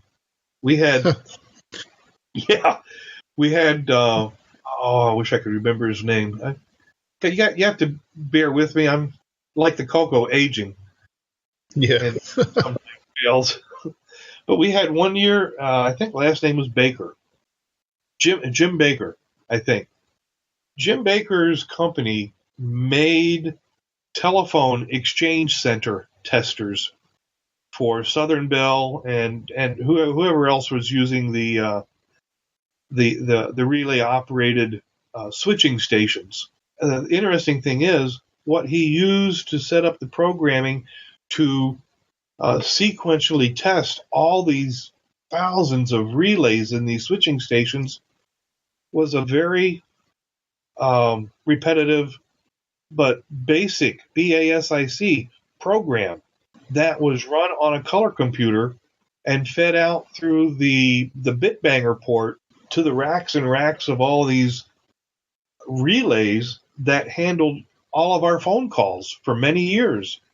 And when the phone company started going with the electronic Siemens switches, his business kind of started falling off. Well, he finally decided to get out of the business, quit making these little portable cabinets powered by or containing a color computer and a tape drive and the rest of the banks of the interfacing primary relays that dialed fictitious numbers to test the switching station. And he brought a number of those boxes for display and or for sale. Plus, he had bought up when Radio Shack spiffed out the color computer, he bought up hundreds of them. So he would have production capability. He also bought up hundreds of the tape drives. Now, all of this is background for one of the funniest situations in the no minimum bid auction that I've ever been in. During the auction, or just before the auction, exhibitors or whoever are invited to bring in, put the donations on the table. Well, I came across a stack of 4 or 6 new in the box, unused color computer cassette tape drives. I thought, oh boy, okay. This is going to be interesting. And so when I got to those, if you've ever been to a fest, you know that I'll float around on the donation table and pick up an item and bring it up to the forefront. Well, some people thought, I started the bidding out on those at like 50 cents. And it climbed and climbed and finally topped out at, I think the first one went for $3 or $4. And I went around and did something else, and then came back to the second one and brought it up and says, well, now if you missed that one and you really wanted one of these, I've got another one right here, and the bidding will start at, and we went through and we ended up getting rid of those 4 or 6. Eventually, like $2 a piece is where they topped out at. I mean, that's not a lot of money, but it all went to the club. In the midst of about the 5th one, here comes Jim over with a stack of another 4. And it's like, okay, how many of these am I going to be able to, get $2 a piece for? And let me tell you, not one of those left my hands for less than $2, but getting the bids up to the $2, not one of them left my hands in 4 minutes. So I'm out there in the storm, making all kinds of jokes, looking at model numbers, some serial numbers, and just to keep the interest up. And everybody's dying of laughter. In fact, after about the third one of those of the second group left, here comes Jim with some more. And I lost it. I just lost. I collapsed against the table behind myself with laughter, and took me about 3 minutes to recover. But it was fun. I don't think there was a dry eye in the house from tears of laughter. And that's the kind of silliness that goes on during the auction. The whole point of the auction, again, is to help cover the cost of the fest. And it's not so much that I'm pointing at the auction or that I'm pointing at me for this fundraiser, but I want people to understand that if it weren't for the people placing the bids and having fun and seeing, can I get a good deal on this? It's the people that have paid or have helped us to defray the costs of the show by their generosity. And not only coming in and helping the exhibitors to pick up the costs that they have in their stuff, but also coming in and helping the club overall with their generosity through the auction. And basically, number one, some of them making donations to go into the auction, and others basically getting involved in the auction to make a donation to the club direct for cash, so we can have the place again next year, or actually pay off the show floor costs for that year. It's the people that come in. We put it in. Glenside puts it on, but we don't put it on to make a profit. And we put it on so people can gather and have fun. And people have helped us to continue to do that now for 27 years. That is a long last CoCo Fest. Yes, it is. Well, I think we've kind of covered CoCo Fest. I wonder if you'd like to talk about some of the other things that Glenside does, or at least the other activities throughout the year. I mean, you have a monthly call that's for planning the next CoCo Fest, yes? Yeah. It's our year of 12 months is pretty much taken out with various details of items to get for the fest. I mean, the logos that show up on the badge are the product of anywhere between 4 to 8 people kicking ideas out for graphics. Okay, here's a concept for a graphic. Here, this person takes that concept, turns it into the graphic. Another person puts it into a badge format that can be printed out. And something as simple as the little name badge that everybody gets at the beginning of the show will have countless hours invested in it. Number one, because it's going to be different from the one from the previous year. Number two, it's going to have different colors. We've had a couple of different sizes, but not too many, because we're limited by the size of the badge holders. Mm-hmm. John Mark's been involved in that over the past couple of years. Brian Schubring has been our end printer, if you will, in terms of getting it set up for a template for printing. Then there are, what's different with the badge this year? Well, you'll have to see eventually, but there's another person or 2 people when you enter the room to get your badge that are actually handling the badge. And this year we're trying to initiate an idea of doing not only having the badges pre-printed, but being able to have names and addresses be ready to print out to put on stickers or on labels to put on the badge. So you're not standing there writing your name on the badge and who you are and how do we contact you. A lot of that information is in our membership database, and we're trying to get it into a form and format that we'll be able to put out on adhesive labels to be able to place on the badges. That's a synopsis of what has taken place. I'd say within the club's meetings the past 4 months, to a total tune of about an hour and a half to 2 hours of discussion among them. Yeah. It's just a little thing, people. Sure. Well, I don't like that look. How about we try this one? I said, okay, well, how about we flip flop these lines around? That's part of what took place this past Thursday or this past month. Yeah. Well, so, along with those monthly meetings, something else that Glenside does on a, I guess, quarterly basis is release the newsletter.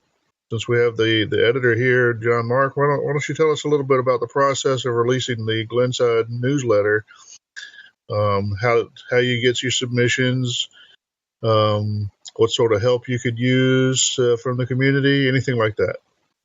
Well, sometimes I go out on the CoCo list and ask people if they have anything to contribute.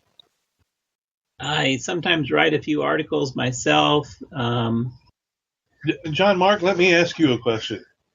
What is the most frustrating thing that you have on your plate in editing the newsletter, getting it together? Oh, waiting for Tony to submit his article. Tony's article goes near the top of the newsletter, and the way the rest of the newsletter falls together and where the pages divide is based on the preceding pages. So I usually have to bug Tony several times. I think even a few times Bob Swoger has written Tony's article for him. There were a couple I just could not get some things together, and I thank Bob for that.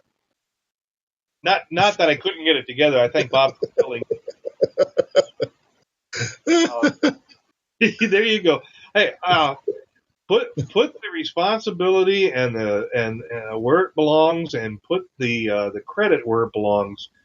Bob has helped the Glenside, even though he has never really had a color computer up and running for any length of time. He has been one of our biggest supporters over the past 25 years or longer. No, he's definitely a big contributor, a big presence at the shows in the past, at least. Unfortunately, he's gotten a little frail with age and doesn't make it to all the shows, I guess. But he was at the last one, though, I guess, right? He was there by video. Yeah, he was on video. Yeah, that's right. Okay, he was on video last time. Yeah. So, anyway. He's definitely been a fixture. Definitely a presence in the monthly meetings. I know that. I know. I've got about five different subtopics for this month's President's Platin, and I just because I'm not typing yet doesn't mean that I'm not rolling these ideas around and trying to garner facts, some figures maybe, but at least an idea of what to put down for 4 or 5 or 7 sentences before I move on to the next topic.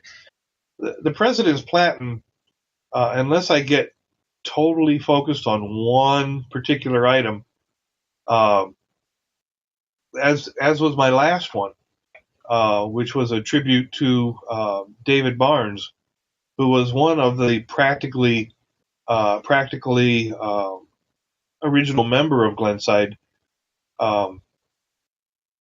His passing, his unfortunate passing last October. Very young. His oldest child is only 21, but you can drum up the newsletter and read out more about that if you would. It still hits hard, but there are about 4 or 5 different items that are going to have to be filled in by the President's Platin, which I really need to get done within the next week and a half, because we want to try to get it out. What did you say about March 1st? I'm trying to remember. I thought it was February 28th. So that. What's the difference between the 28th and March 1st? Oh, okay. Oh, yeah. All right.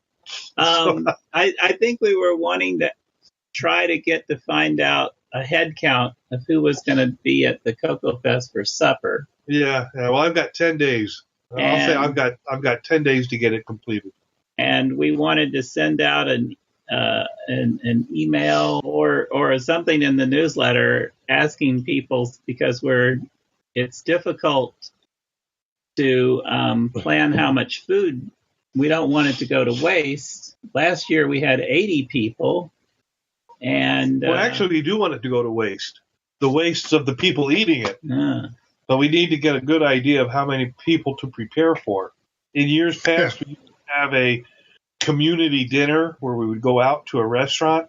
Last year we tried something new. I think it went over well. We had an acquaintance of Nancy and Chris Hawks, a restaurant owner who also caters events. He put together a catering package for us. We got permission from Heron Point to have that brought in and set up on Saturday night. Nobody had to leave the building to go to an outside venue for dinner. It was all right there. If they wanted to, fine, but we really need to have a pre-attendee head count to make sure we have enough to serve the people, and also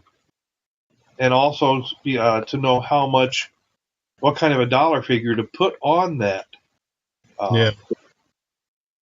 Because a package of, and I'm just going to throw a number out here, and I don't know if it's anywhere near the number, but a catered dinner that costs $1,000, if you divide by 80, you end up figuring out how much each person will have to kick into the kitty in order to make sure that Glenside itself doesn't have to pay out of its treasury to try to make up the difference. And that's the way it should be. Glenside has never really paid for the dinners at the family dinner, if you will. Everybody ordered off menus. They paid for it by themselves. But by taking this step and committing Glenside funds, and then trying to make sure that the cost of that gets recouped at a not-for-profit / not-for-loss figure. In other words, there's no sense in asking for $10 for an $18 meal if the meal costs $1,000. Those numbers don't jive completely. I'm not doing good math tonight, but let's just say make it more numbers correct. Let's just say it costs $1,800 for the whole meal and beverages and whatever. And if Glenside charges $10, that's $8 a person that is going to have to be made up out of the Glenside treasury. That's going to take away from next year's funds availability for the show. So sure, there's a lot of numbers on behind the scenes. Yeah, I think it's probably everyone can understand it's good to have an accurate number for the catering estimate. So are you guys going to send something out to the mailing list or the Facebook groups asking about that? Yes, we're going to try to get a good number ahead of time. That's good. Yeah, I think everyone should, if you're listening, please be sure to respond to the survey when it goes out to, the mailing list or the Facebook group or however it comes out. Definitely try to get you guys some accurate numbers as best we can. I think that'll be good. Yeah, the meal was a really good change last year. I was really pleased with how well both the quality of the food turned out, and it was just nice to not have to leave the venue, just be able to hang out and enjoy some fellowship with the other attendees. It was just like I say, a really nice feature of the fest, a nice change. So I'm glad we're going to be doing that again. With that in mind, or maybe whether it's that or not in mind, what do you see for the future? How are things changing? How are things? Can we do this forever? clearly not forever. So what's it going to take for Glenside to call it quits? I mean, you threw out the number. You have to lose to $300. Is that still the number? Is there something more to it these days? Or is there something, is there any other concerns to think about as time goes by? I mean, we can try to open up the fest to more people, like the TRS-80 people. That would be the Model 1, 2, 3, 4, 4P, the 8080 system computers that Tandy put out. The Z80? The Z80, beg your pardon. What's wrong with my head? I'm 64 and a half. That's what's wrong with my head. The Z80, the Zilog chip machines. And then, that might get us, another 10, 15 years of relevance, probably as long as we can get 25 people to show up for the fest, we could probably do it. We may not be able to continue to meet in a nice building. We might have to meet in a library room or something. But eventually I see us probably maybe 20 years in the future having to merge with like a VCF, a Vintage Computer Festival. The definition of vintage will change, and it'll probably incorporate more Nintendos and PlayStations and things like that. But I imagine these kind of fests will continue on forever. I mean, as long as the Earth is still around. Right. Well, I mean, that's one side of it. But near my house every year they have a convention of steam-powered farm machinery. So I guess it's kind of a like-minded individual of another era. So, I guess there's always a chance that 50 years from now that our grandchildren will be toying with our steam-powered CoCos. All right, so what about... Go ahead. I was going to say, what about personalities, whose personalities that have kind of come and gone from the community or left their mark on CoCo Fest? I know at least one personality who had been gone for a while was back last year. Sounds like he's not going to be back this coming year, at least. Any anecdotes or thoughts you want to share on people like that? I assume you know who I'm talking about. Yeah, but that doesn't have to do so much with the love of the computer or the people at Glenside. Sure. And we'll just let that one slide. There are other world events that took place that has led to that absence, at least for a limited time. Hopefully, only a limited time. But the other people that have shown up on invitation that we kind of half sponsored. I remember 10, 15 years ago we had Dennis Bathory Kitston as a keynote speaker and personality. We've had a couple of visits from Steve York, and interesting visits those were. One person that I just truly would love to see drop in just for chit-chatting and old time's sake, and maybe not so much for myself, but for the other people, would be what's the first name? Burke. Chris Burke. Who goes by the name of Cyber Rabbi, by the way, and is still involved in programming and electronic devices, and we're doing the tech segment this month is going to be on the Burke and Burke CoCo XT interface.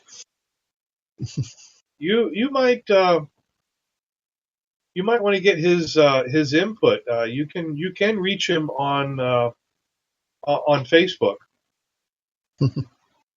Yeah, you might get a couple comments out of him. Sure, cool. Yeah, it is. He's still very active in the electronics world and programming. I can't think of. I know we're so familiar with some of the people that show up. I mean, Mark Marlette. I mean, he's got his head into hardware. I would like probably if you peeled back the skull, you'd probably see an imitation of Star Trek Next Generation's Data's brain or something. I don't know. With a bunch of LED trails flashing around in there. Headline: Tony Pedrazzi wants to peel back Mark Marlette's skull. Got it. There are people that I never saw in the color computer world, yet they're using today's technology to emulate and or build devices and products for the color computer. Something so. I would never have envisioned in 1990, when the color computer's production was shrinking and shrinking and shrinking, that someday somebody would figure out a way to communicate between the color computer and a device that carries a 100 gig hard drive and reference all of their hard drive, all of their data storage from this other device. A device that can run an order entry system out of the cloud. And yet out here on a little section of the hard drive, it's all 6809 based programs and games that can be communicated with via the CoCo through basically an RS-232 high-speed interface off of 4 wires. Okay, drive wire is the name of the product. I don't know if I'm allowed to say that here on this interview. Sure. Yeah. Oh, yeah. Speaking of drive wire, Boise wanted to know if it was okay if he was to cosplay as CoCo Cat at the Saturday night event for CoCo Fest this year. Would that be all right with you? That would be hilarious. I'm not going to squelch on anything that's going to create fun. Boise's involved in that. That's going to be outrageous. No. Well, at least Boise and I probably are going to cooperate on another trivia game this year. I think that'll be fun for Saturday night. I've been putting up some trivia questions. Hopefully Boise's working on a few as well. That would be great. That would be cool. Very cool. That was a lot of fun last year. All right. Well, has anybody else got any questions? Anybody got any topics they want to discuss? I just had a quick question for Tony. I was just wondering if you ever seen the CoCo Cat at any events, CoCo Fest or Rainbow Fest? Oh yeah, that would have been back in the 80s. What was the name of the hotel back then? But it was very well, very prominent during the CoCo Fest, during the Rainbow Fest, excuse me. And all I know is that the person inside that suit must have gotten hot, because I'm pretty sure there was not a ventilation fan stuck in that helmet. But yeah, I've seen CoCo Cat. So the CoCo Cat is definitely out there. It's somewhere. I don't know where the CoCo Cat outer layer of skin is right now, but I don't know if anybody picked it up from Falsoft Publishing over the past 10 years, but I know that it had been indeed offered. Yeah, it was for sale at one point. Yep. All right. Anyone else? Anything we forgot to ask? So, Tony, what should we have asked that we didn't ask? I don't know. I didn't make up the questions. I just came prepared to do answers. How about John Martin? No, I'll say that for newsletter, but as you all know, just to let you know, there's going to be a change in a change in the mailing address for the treasurer coming up. Check the newsletter for that, and just send any thank you notes or thank you cards to the current address for the years of service that George Schneeweiss has provided for us, and keep George in your thoughts. George Schneeweiss, longtime treasurer of Glenside, it's got to have been at least 20 years, and has done the office proud. Cool. So speaking of years of experience, so Tony, I heard a rumor that you may be seeking some assistance in the auction this year. That offer came to me around the corner. I wasn't seeking it, but it has been offered, and I think it'll work well both for the club, for the people, and might make it a little bit more lively, if that can be so. I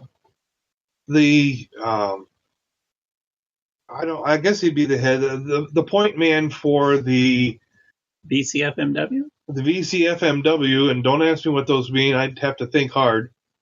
But it's the Vintage Computer Festival Midwest. Vintage Computer Group, whose name is Justin Timmons? Yes. They came to our CoCo Fest about 4 years ago, and because it's another 8-bit computer, and they thought they thought they might get interested, and a couple of them had gotten real interested at the auction. But Justin came in and saw this auction, and they really didn't have a fundraiser per se, other than private donations, I think, and saw what was going on at the no minimum bid auction, and thought they would try it a couple of years ago. And I'll tell you what, last year I went to their annual get-together and watched him, and it was like me watching myself. He has got the knack. He throws the humor in. He keeps it rolling. He does some of the same things, like, oh, here we have a 1987 so and such and so, and it's got a serial number of, and that always always brings some pretty good laughs. At least it does when I've got something heavy and I'm trying to hold it up, and they say, "What's the serial number?" Gone. So holding up a 20-year-old printer that weighs about 15 pounds, and somebody asks for a serial number. And then they bid 2 bits. Yeah. But Justin picked up on that. He picked up on a lot of the things that made the auction fun. And we're going to try tag team auctioneers this year. The reason why I said it could be very good for the auctioneers is that, number one, it gives an auctioneer a chance to get more than just a quick sniff of water or pop, and get them a chance to catch their breath back. But also, we might be able to plan our tag team session so that if there's something coming up for auction, one will tag out and join in on the bidding. And as one of the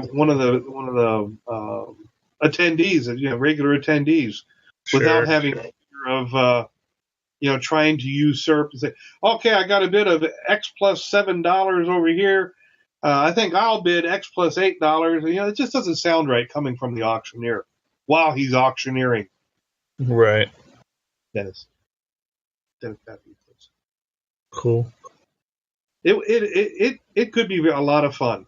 Well, it would kind of come off like, in one manner of fashion, of the trivia questions, where the questionnaire was being tag teamed by John and Boise.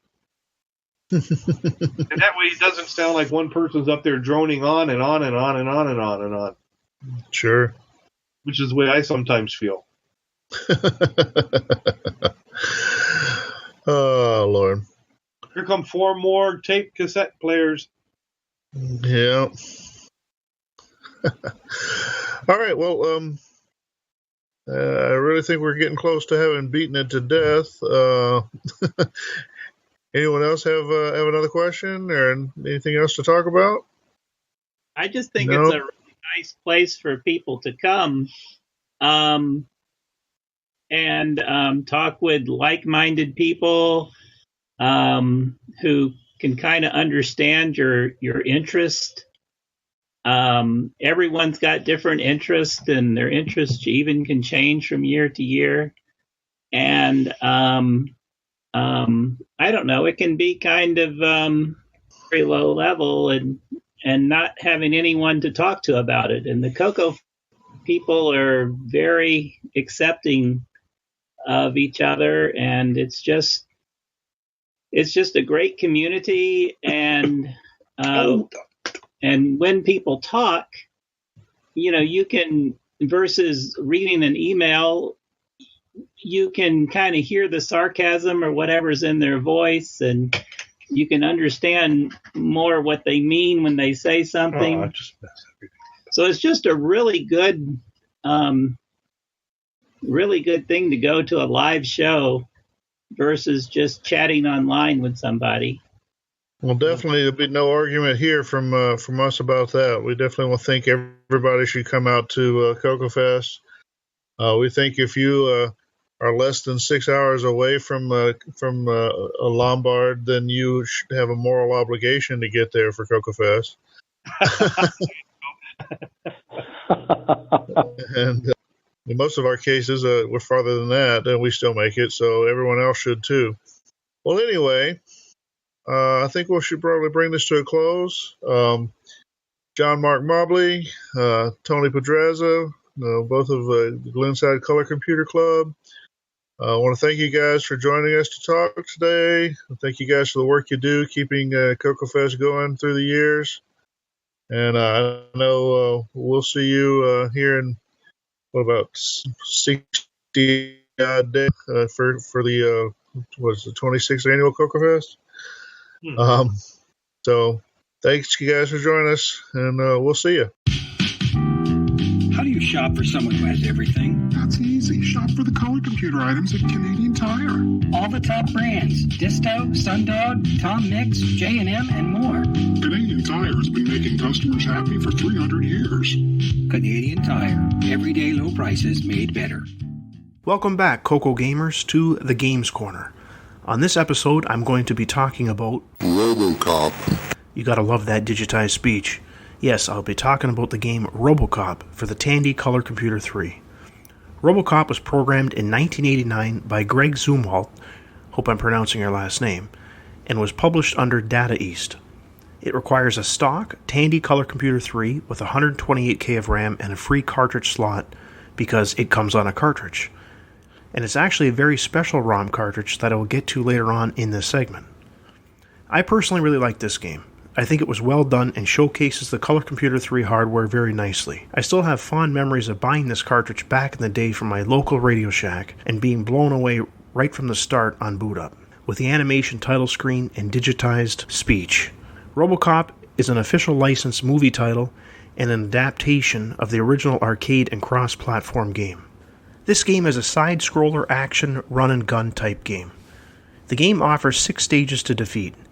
These stages include streets of Old Detroit, City Hall, a warehouse, OCP headquarters, the Steelworks, and of course, the boardroom.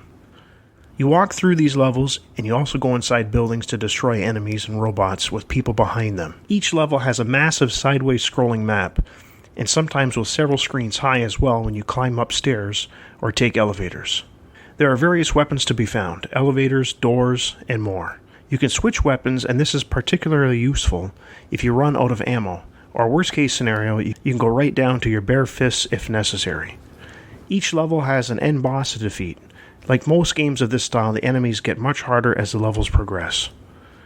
There's also a target practice bonus round between stages to earn bonus points towards your score. I think Greg Zumwalt did a fantastic job on programming this game. The scrolling is silky smooth, and best of all, it has in-game background music playing at the same time. I know a lot of people criticize the music for not being that great because it only used a single voice and wasn't a very pleasant waveform for that voice. However, I don't find it that bad. It actually gets stuck in your head for hours after playing this game. I find myself humming it all day. I guess I'm impressed with it because there actually is some type of music playing in the background during gameplay, unlike most CoCo games back then didn't have this luxury. Now, in case any one of you haven't guessed, I'm a huge fan of ROM cartridges, although I'm sure it was kind of obvious back with the Farfall release. I've also been a huge fan of cartridges for the following reasons. Here's my top 7 list. Number 1.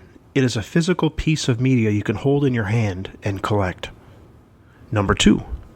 The spine labels on a shelf look really nice. Yeah, I know I'm a big geek, but then again, aren't we all? Number 3. The durability and longevity of them. These things last for years and years. Those old Atari 2600 game carts are proof of that. Heck, some of them were even buried in a New Mexico landfill since 1983 and recently dug up in 2014, and guess what? They still work. Number 4. Because it's hardware inside, it can expand capabilities of the computer or game console by adding extra memory, a sound chip, and other possibilities. Number 5. Resale value. Although not all cartridges hold a crazy value, they all hold at least some monetary value. Number 6. Extremely fast loading times. And number 7. Like I always say, hardware is forever. Alright, now getting back to what makes this RoboCop game cartridge so special. It is because it is one of the only 2 cartridges for the CoCo that used MMU, Memory Management Unit hardware on them. The other game was Predator. The MMU allowed the cartridges to hold more than the standard 32K of storage. RoboCop was the largest out of the 2 games with 128K ROM storage. It's crazy if you think about it because the cartridge had as much memory in it as a stock Color Computer 3 came with. In case any of you are interested in learning how an MMU bank switch cartridge works and would like a diagram, well then you are in luck. There was an article published in the 1990 June Rainbow magazine on page 58 written by Greg called Breaking the 32K Barrier. This article explains how the super cartridge worked, the MMU hardware inside. And also interesting to note, the article mentions there was a prototype board made that can hold up to 512K ROM capacity.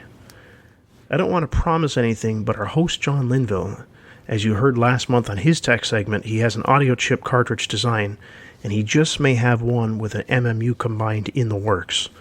Very exciting stuff for sure. Well, I hope all of you enjoyed this Games Corner segment, and hopefully I've inspired some of you to do a cartridge project. If you want to play RoboCop on your CoCo 3 and don't have the original cartridge, I believe there's a disc image floating around that's available on the Color Computer Archives website. However, that version will require a CoCo 3 with 512K of memory. I highly recommend trying to find the original game cartridge if you don't already have it in your collection. Until next month, happy CoCo gaming. After these messages, We'll be right back. Well, it's that time again. We have reached the end of the podcast. I'd like to take a brief moment and thank our host John Linville for providing another cool tech segment on the Burke & Burke XT CoCo hard drive adapter. The only problem is, after hearing that, I wish I would have never sold mine. I also would like to thank Mike Rowan for being a part of the podcast full time now and creating those awesome commercials you hear. I always look forward to hearing the new creations he comes up with. Also, I'd like to thank John Mark and Tony Padroza from Glenside for giving us some of their time to record the interview this month. Last but not least, we'd definitely like to thank all of you for your support and listening each month. Until next episode, happy CoCoing and CoCo forever.